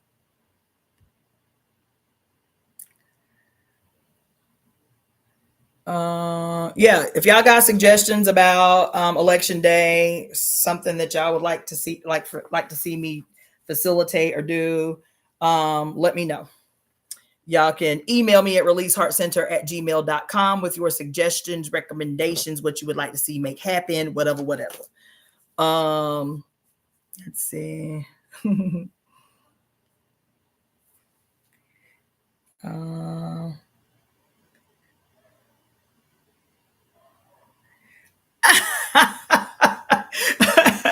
Golden Amethyst 999 said, "Wow, it's a perfect fit. You had me outside looking crazy. The normies picking up pine needles and pine cones." I made myself a giant ass picture of pine needle tea with hibiscus and cinnamon. That joint was jamming. That shit was jamming. I gotta make another batch. It was jamming. Let's see. Purple Glitter and Teal. I like that voiceover is by Stephanie Marie. Can't go wrong with glitter. Okay, that's what I needed to know. I was like, is that going to be too hokey? If people going to be like, ooh, that's too girly. Okay, I got it. I'm going with the glitter then. Did you ever go to that mountain? I haven't gone yet. I'm still having car problems. And so my car can't really leave outside the city. There's too many mountains, like big steep mountains. My transmission will go out. So right now I'm just driving locally, but it's still on my list before the year's end. It's still on my list of things to do. I'll keep y'all on game. I'll let y'all know. But yeah, it's on my list of things to do before the year's end. Mm-hmm. Uh-huh. Okay. All right. So I think that's all I got for you this evening. There's some other things I'm trying to get into. But yeah, so hopefully that full moon in Aries continues to be gentle with you. We're still in the energy of that full moon. Like I said, we'll be in the energy of that full moon for 6 months. While at the same time, that full moon was allowing us to close out whatever we were meditating on during the eclipse of April 8th. So you got a lot of thinking to do. It's a really great time to be journaling and, charting your course. So yeah, the energy of this full moon that just passed yesterday is in our face, on our ass for the next 6 months. And then there's just another whole sequence of big astrological events leading up to November 19th, which is what we've been talking about for an age. So being mindful of all of that. You can still get readings from me. Email me at releaseheartcenter@gmail.com. releaseheartcenter@gmail.com if you want a reading anytime. I told you the whole month is off the chain. We ain't out the off the chain. You understand? We just had Pluto station direct last week, Jupiter station retrograde in Gemini last week. This full moon in Aries this week is still just a whole succussion of massive energetic events the rest of this month leading up to the new moon on November 1st. It's just a lot of shit. You feel me? And so yeah, get your reading. releaseheartcenter@gmail.com. Email me for instructions on how to book a reading. Email me for any other reason, questions, comments, recommendations, suggestions Also check out my Etsy store, which is daughter htt colon daughterofthefates.etsy.com. Daughter of the Fates. It's not www. It's daughterofthefates.etsy.com to check out my store. And I guess that's it. It's been fun. It's been good to see you all and rap with you all. Yes, yes, yes. Yes.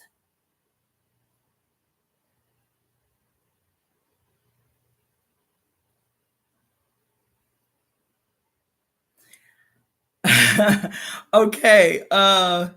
Yes. Do you have Herkimer crystal?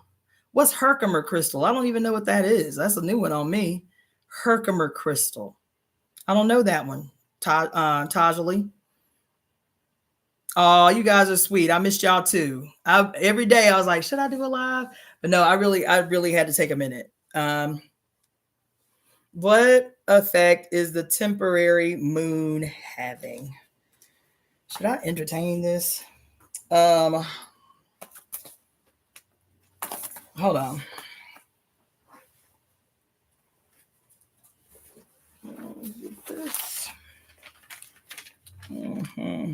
Yeah, I took so many notes the other night.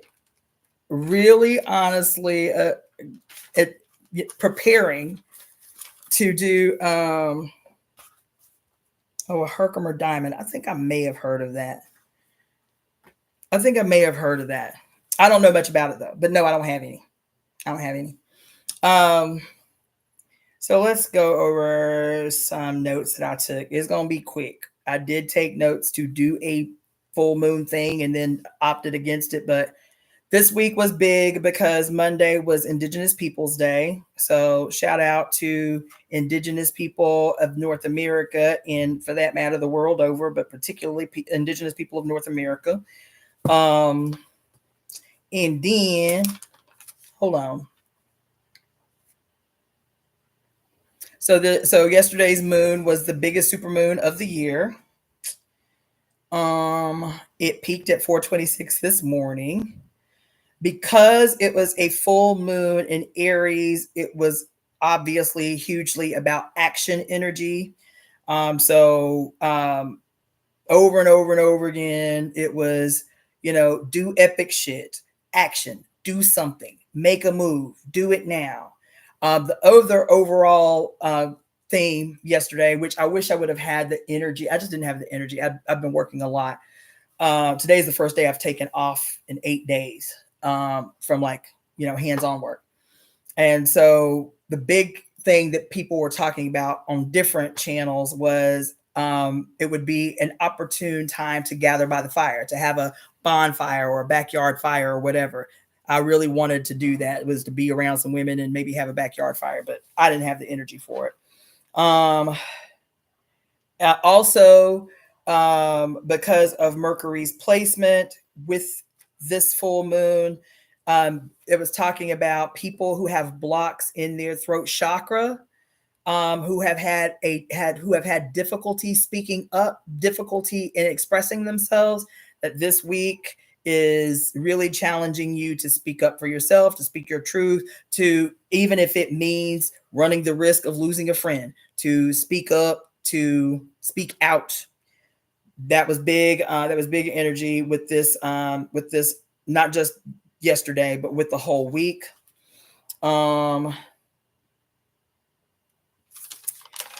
And there was one astrologer who, Lori, whatever her name is, was talking about the Pluto, when Pluto stationed direct last week, that we will still feel the direct impact of Pluto stationing direct for at least another week or so.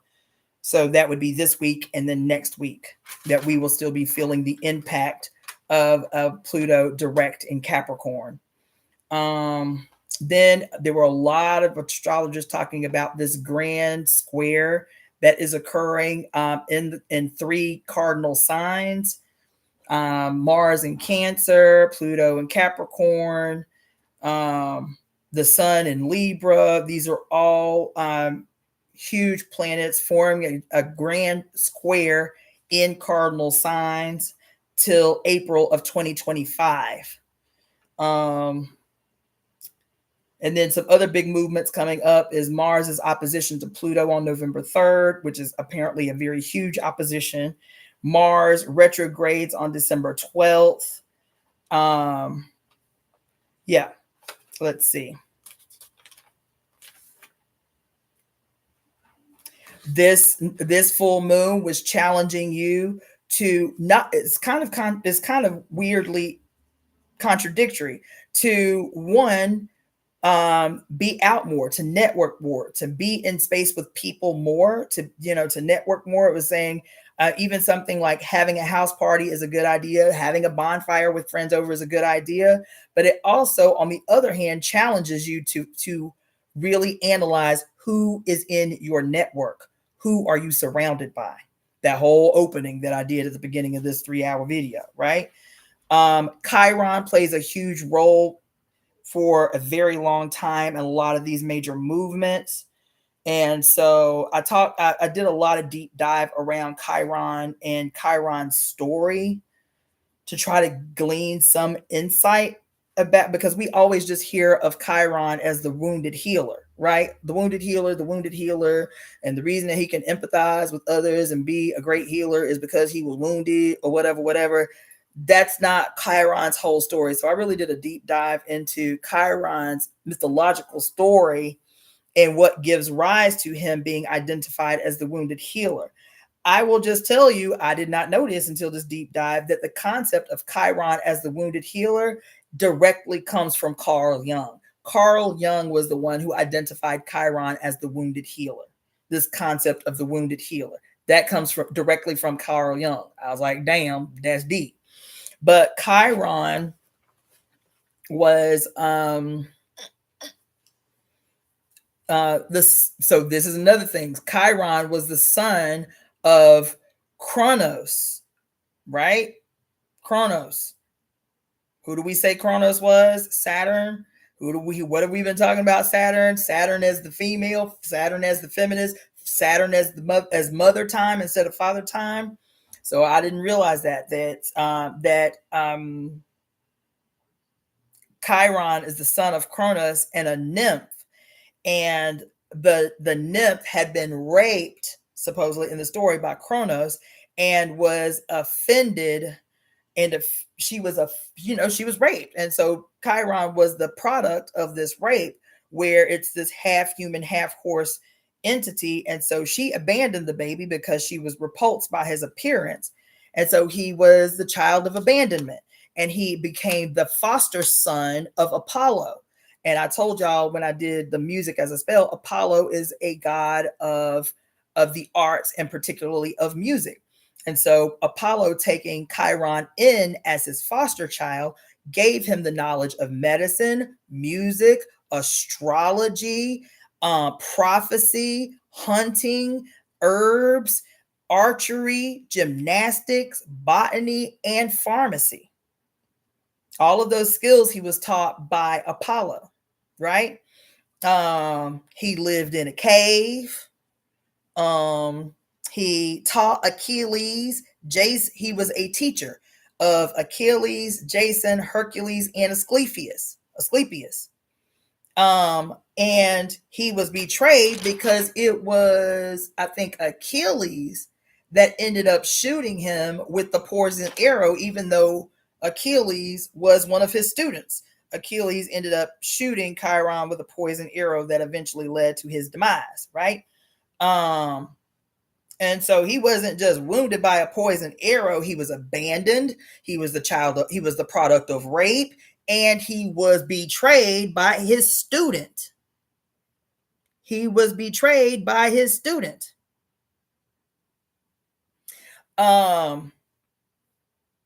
Okay, and then hold on. And he is the wounded healer because he was such an incredible healer. He had the ability to raise the dead.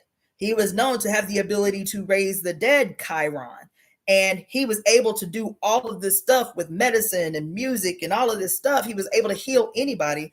But when it came to his own injury, he could not heal himself. That's why he's called the wounded healer. He could not heal himself, right?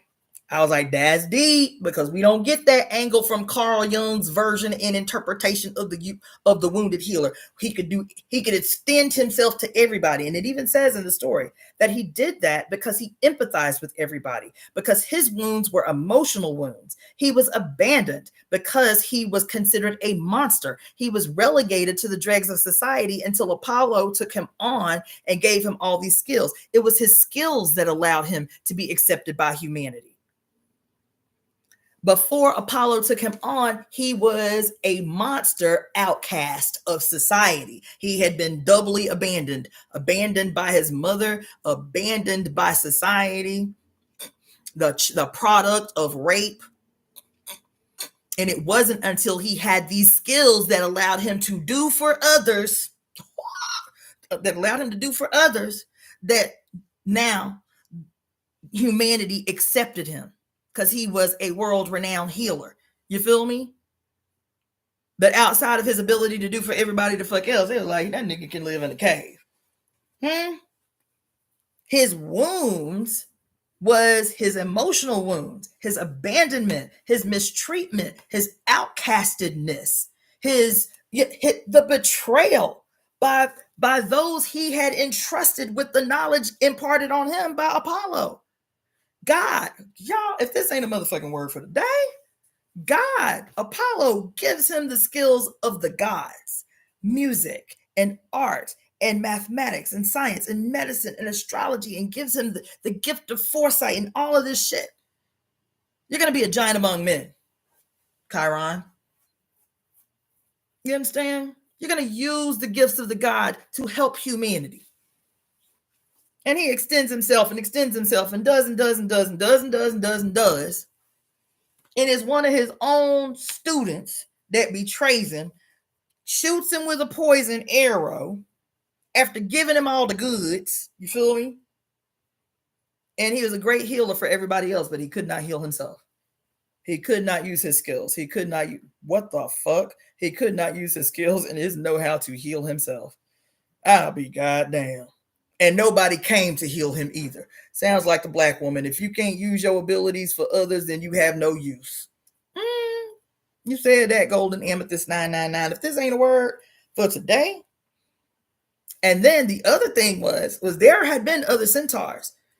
Chiron wasn't the only centaur, but centaurs had been outcasted and reduced to, this gonna sound familiar, reduced to wild, lusty, overly indulgent partiers that had no use in society. And it wasn't until Chiron came along that people's minds started to change about the centaurs. You hear me? That they was reduced to wildly lusty, overly indulgent partiers that serve no use. You understand? Let's see.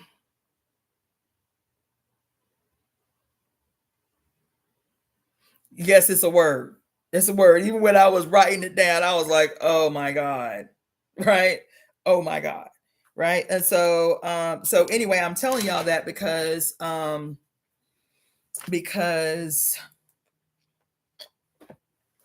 Chiron is playing a huge role, apparently, till like late in the summer in all of these major movements that are happening. And there was even a website that I read that called Chiron the twice wounded, right? That he was abandoned, as a product of child rape. And so he was wounded at birth, and then he was branded a monster and needed to prove himself. That Chiron fears rejection.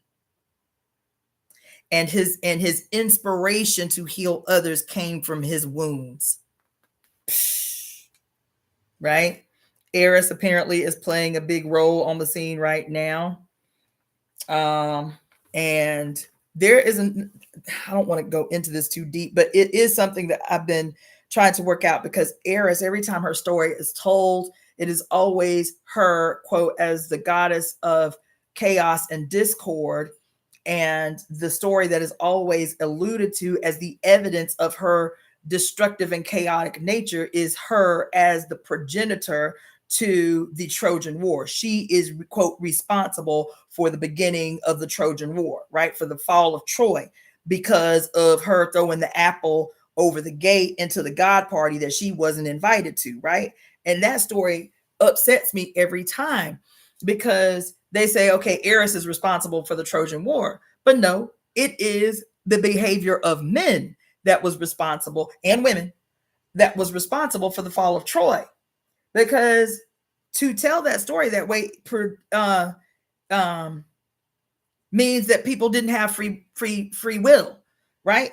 So the story, I'm not going to go deep into the story, but they always call her the goddess of a discord and chaos. And I'd only heard one other time, I don't remember where, was that the way that she sows chaos and discord is by exposing human nature. She exposes your weaknesses, and then your action is what creates the tailspin of chaos and discord. Because here she is, she got an attitude because she wasn't invited to a party where all the other deities were invited to the party. And she was like, well, okay, I know y'all, and y'all got an attitude with me talking about you ain't even invite me to the party because I'm the goddess of chaos and discord. But you created the chaos and discord by not inviting me to the party. So let me throw an apple up into the mix. So she take a golden apple and right to the fairest one of all, throwing it over the wall, knowing how you women be. Knowing how you women be in your proximity to males and male guys. She was like, I know what these bitches gonna do. I already peeped the technique. I already know how they gonna behave. You feel me? She threw the apple over the wall. That's all she did. She threw the apple over the wall and went on about her life. That's all she did. But she is responsible for the fall of Troy, not the three goddesses who ended up beefing over the apple. No, I'm the most fair. No, I'm the most fair. Bitch, I'm cuter than you. Like, and then they bring, what's his name? Prince, I forget what the prince name is. The Prince of Troy. They bring him into the mix. We can't figure out who the fairest one of all, so we charge you with the responsibility of telling us who you think the fairest one of all is. And he was like, I don't want that smoke. Y'all ain't gonna get me caught up in the motherfucking okie doke. And so they start plotting, right? And so Aphrodite promises him, I guarantee you're going to find the love of your life, and she's going to be the most beautiful woman in the world if you choose me to receive the apple, right? And so that's what he did. And him believing this God was going to show him the love of his life and she was going to be the most beautiful woman in the world, he didn't give a fuck that the woman was married, that she was the princess of a whole nother empire who his father and his brother as generals was allies to. He didn't give a fuck. He said, Aphrodite promised me I was going to find my boo. I say this is my boo. That's what he said. It wasn't like Aphrodite came down and said, this is your boo. He said, oh, she's the most beautiful woman I ever seen. She must be my boo. And then proceeded to sleep with this man's wife in his house while they supposedly, they negotiating ally deals and shit. And this, no, he ain't responsible for the fall of Troy and the Trojan War. No, he ain't responsible. No, the three goddesses who started the conflict over a motherfucking apple, they ain't responsible. No, Eris is the goddess of discord and chaos that goes down in history as this evil, diabolical bitch who is just set on creating chaos. Well, bring it on. I like Eris's story. Bring it on. Because all I'm doing in the creation of chaos is exposing you. Exposing your hidden nature is exposing the true you that you need to face. Because you can't face it if you won't look at it, if you don't see it. I'm putting you on blast. I'm putting the real you on blast. I'm putting the true you on blast. I'm putting that deep, dark shit up on motherfucking display.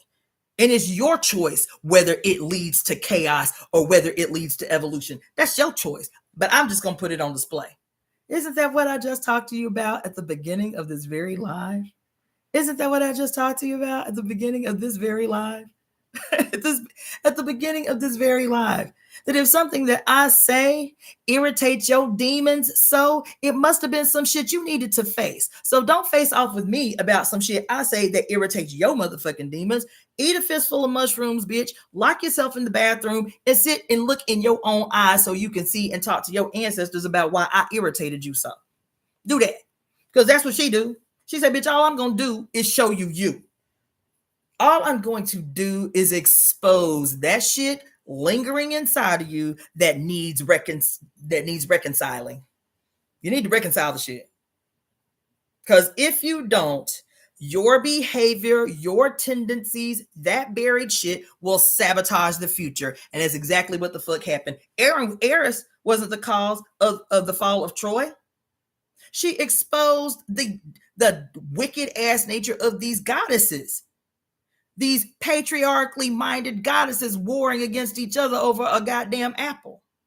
These goddesses pulling rank and power over a prince to say, if you don't side with me, I'm going to do bad shit to you. But if you side with me, I'm going to give you the love of your life. And he ain't responsible because he was just a victim of these wicked ass bitch goddesses. He didn't have no free will. Yes, the fuck he did. She's showing you all along how everybody that played a role had free will. That's what she's showing. Is everybody that played a role. That apple was the mechanism. Child, what is the apple? What is the symbology? What is the symbolism of the apple? That it what? Comes from the tree of knowledge. It's the forbidden fruit that will what? Show you your shit. What did the Bible say? It's the forbidden fruit. And to eat from the tree of knowledge is to see things as they actually are. Is to know the difference between good and evil. Is to see your own nakedness. It's to see your own nakedness.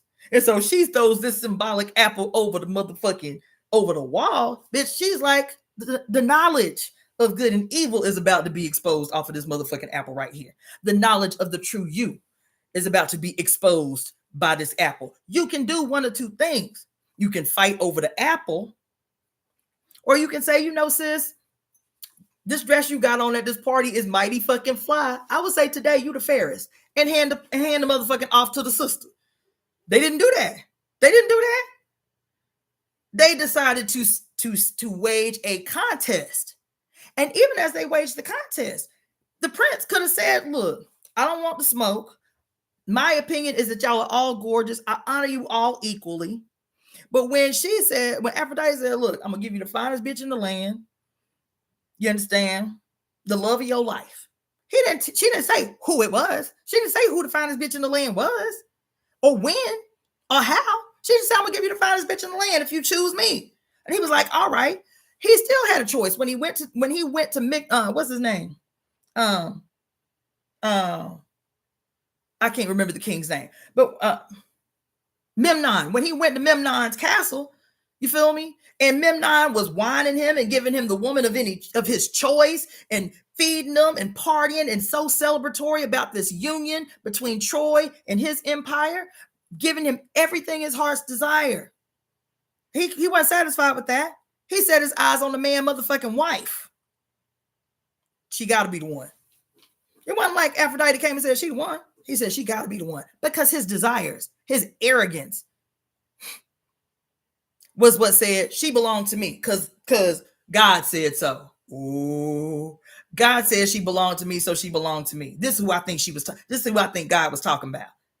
And so he proceeded to commit crime after crime after crime. Crimes against his family, crimes against the king, crimes against the alliance, crimes against the future of his whole kingdom for what he wanted in his interpretation of what God said. That's a word. His interpretation of what God said. But no, he ain't blamed. Every time that story is told, Eris is the bitch goddess who destroyed Troy. No, she didn't. She played y'all. Because she knew your flaws. She knew your flaws, child.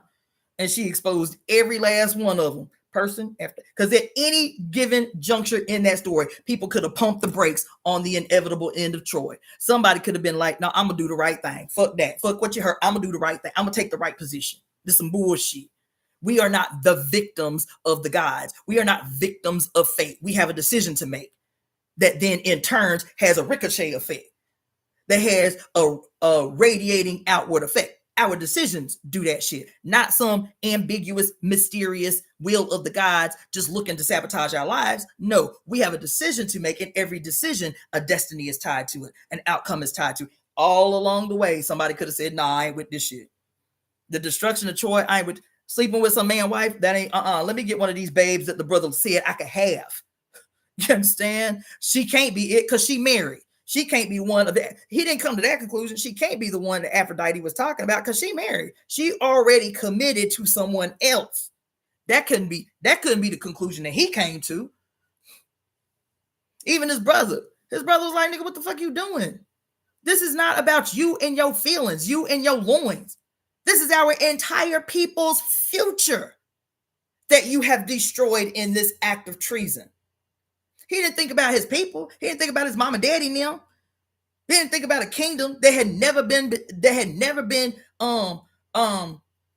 conquered. Nah, she the most beautiful thing I ever seen. So there must have been what Aphrodite was talking about, and it don't matter that she married because it's obviously blessed by God. It's obviously God's will, because this is my interpretation of what God had said. Sound familiar? Anyway, so Eris is in the play. Eris is on the move. And so you need to be thinking, because this shit has happened to me this week. You need to be thinking about what she is trying to expose. And from who? Among you. Who in your clique is she trying to expose? Who that you call friend is she trying to expose to you? Because their actions in their little, demons sitting on your shoulder are there only to sabotage your fucking destiny and sabotage your life. Who in the clique you need to cut off?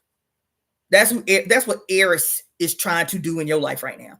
Lilith in Libra right now. Lilith in Libra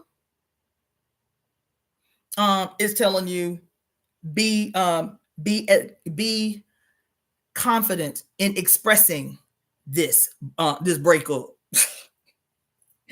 Speak your truth, baby. It's gonna be hurtful. Somebody feeling is gonna be hurt, but your destiny is gonna remain intact as a consequence. Speak your truth, because somebody gonna be mad, but you need to cut somebody loose. That's Lilith. That's Aries. Chiron's in the mix. You feel me? The goddess Vesta is in the mix. Come what? Early next week. Is that Sunday? Sunday. You understand? Get your physical place in order so that you can think clearly, you can move clearly. You understand? Who else? Power struggles are supposed to be emerging this week. Somebody is going to try your stilo.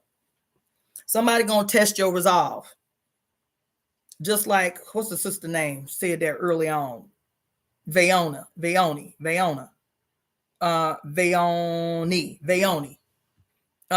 Somebody going to try your power. Somebody going to trust you. Somebody going to try you.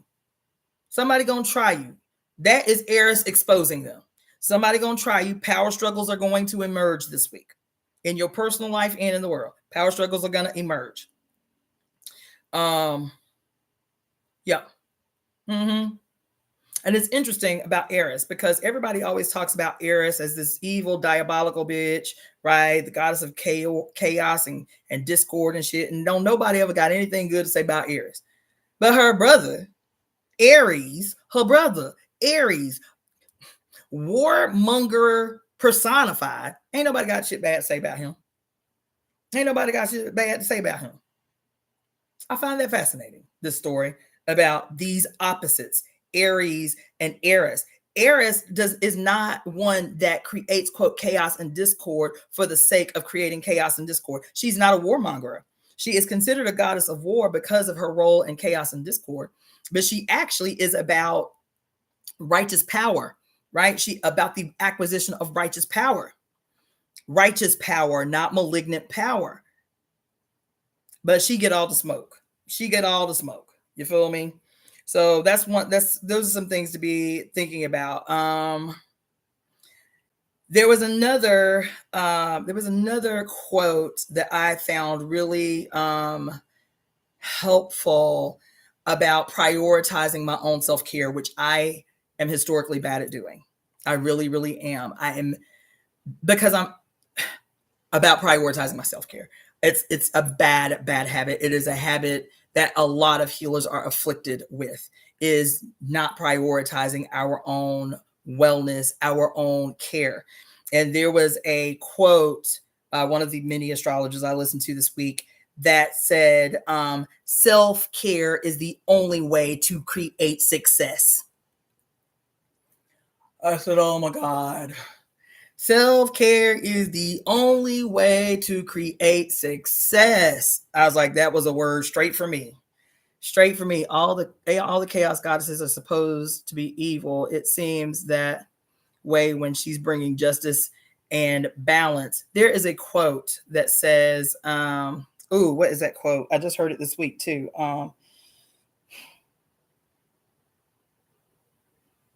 To those who sit on top, equality feels like oppression. To those who sit on top, equality feels like oppression.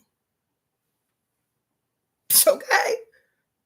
Listen, that's why them Jewish girls be talking to me about, it's so hard being Jewish right now because nobody's nice to us anymore. Nobody's nice to me anymore. My friends aren't nice to me anymore. And nice to them means I'm not comfortable when somebody asks me what my position is about what the hell is happening in Palestine under my name. Feel me? That's what nice means. Nobody's being nice to us anymore. Oh, to those who have been sitting on top of everybody, equality feels like oppression. Okay. Anyway, let's see.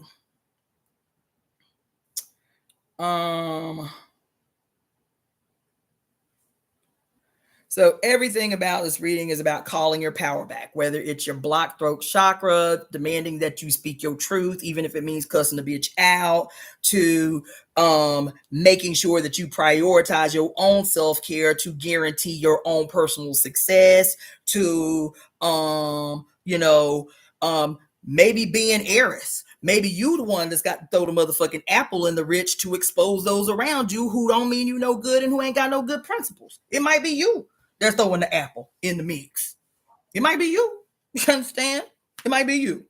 Yes. Oh yes, everything I've been feeling and getting is a message on I'm not on other people's time anymore. No. Come on in the room. Goddess Essence Energy. Is good to see you, boo. Will not get caught up in the mirrors.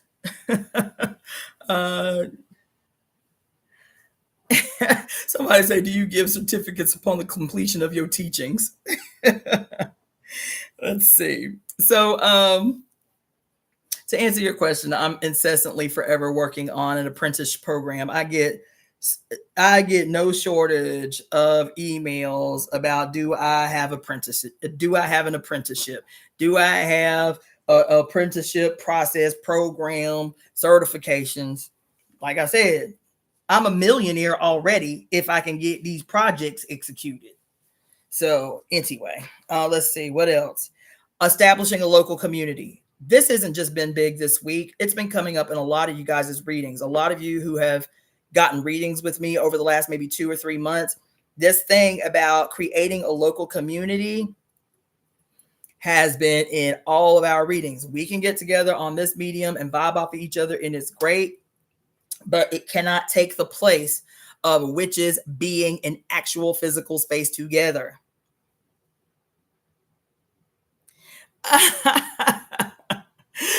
Dion say, I need my classes on video and workbook format for future reference. Baby, I swear I'm working on it.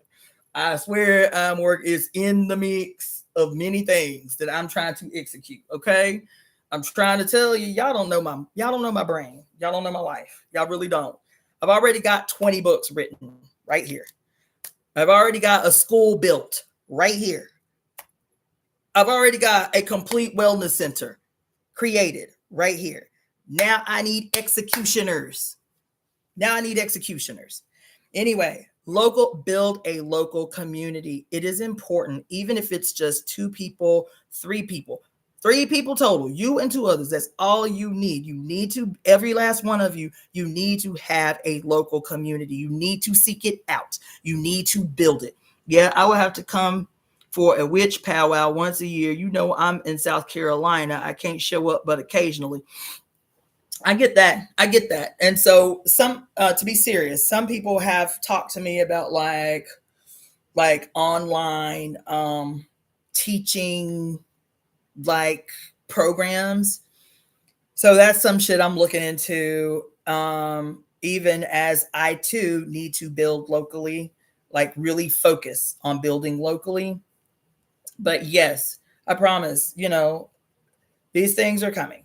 I promise. They're coming. They're coming. But that's the priority right now, is to build a local community. It has to be for all of us. If we're going to build anything, if we're going to consolidate anything, if we're going to do anything, we have to have contact with each other, intimate, spatial contact with each other. So I'm probably going to do another like we did a Zoom maybe 2 weeks ago. That was really good. It was really cool. It was really helpful, informative. I'm thinking about doing another one soon, because there's some ideas that I'm working on to address the local community thing, like how to build a local community, that I would like to put out as things for y'all to reproduce, right? And I would rather say that on Zoom than on a live. Let's see, what's today? Today is Thursday. Yeah, so maybe next Thursday on the 24th, we can do another Zoom call and talk about some of the ideas that I'm thinking about that would be cool, fun ways to begin to attract people to a local community that aren't so, overtly witchy or outside the norm, that people be like, I ain't with that bullshit. You feel me? Like cool, fun things that can draw like a monthly regular, participation. Let's see. I don't know one woman who thinks like me in my locale. The closest I get are the comedic African enthusiastic women. Dion, where are you again? Did you say you in South? Yeah, you in South Carolina. Well, Dion, you don't know everybody in South Carolina. I don't know what city you are in South Carolina, but off the top of my head, I know a gang of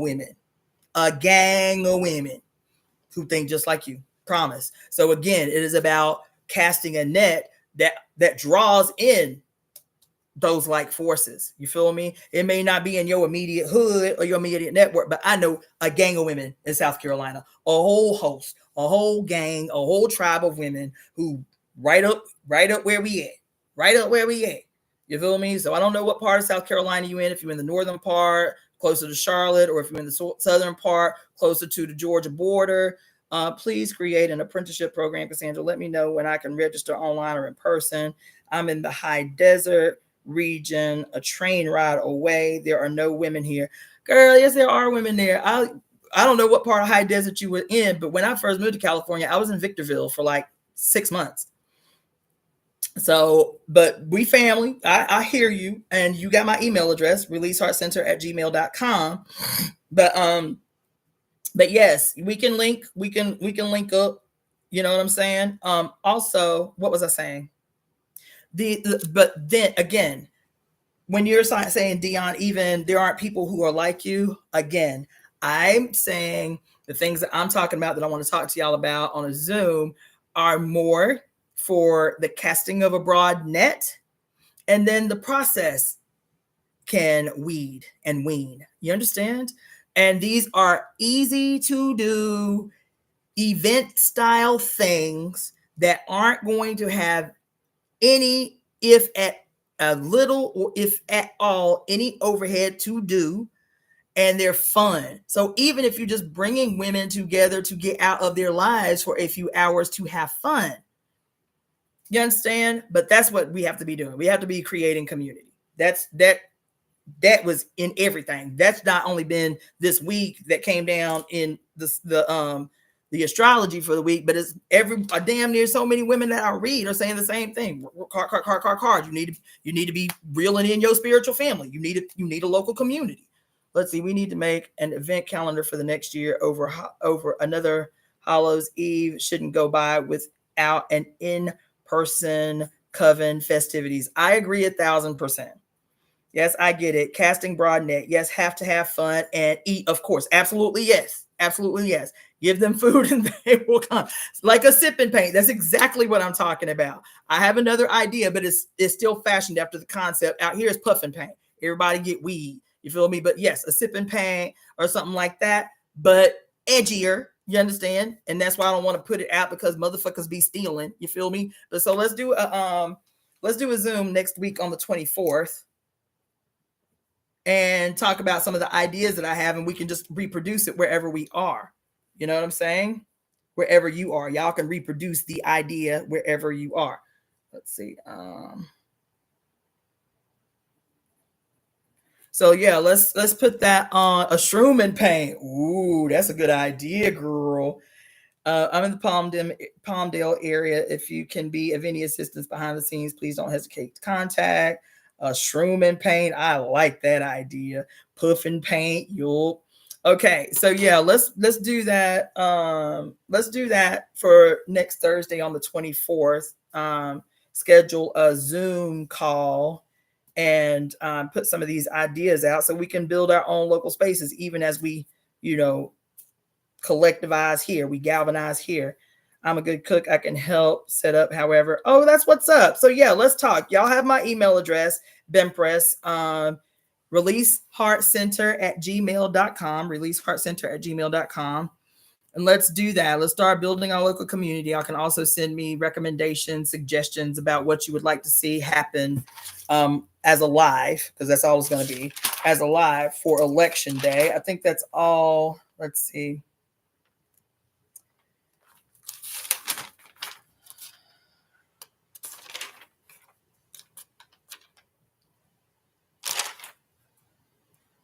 There was so much more, but I ain't going to go into all of that. Let's see.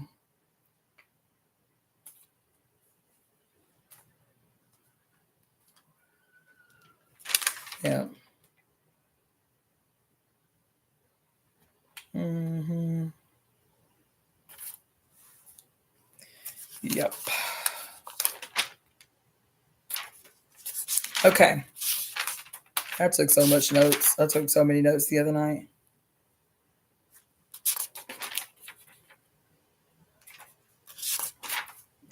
I just realized how many notes I took. I took a lot of notes.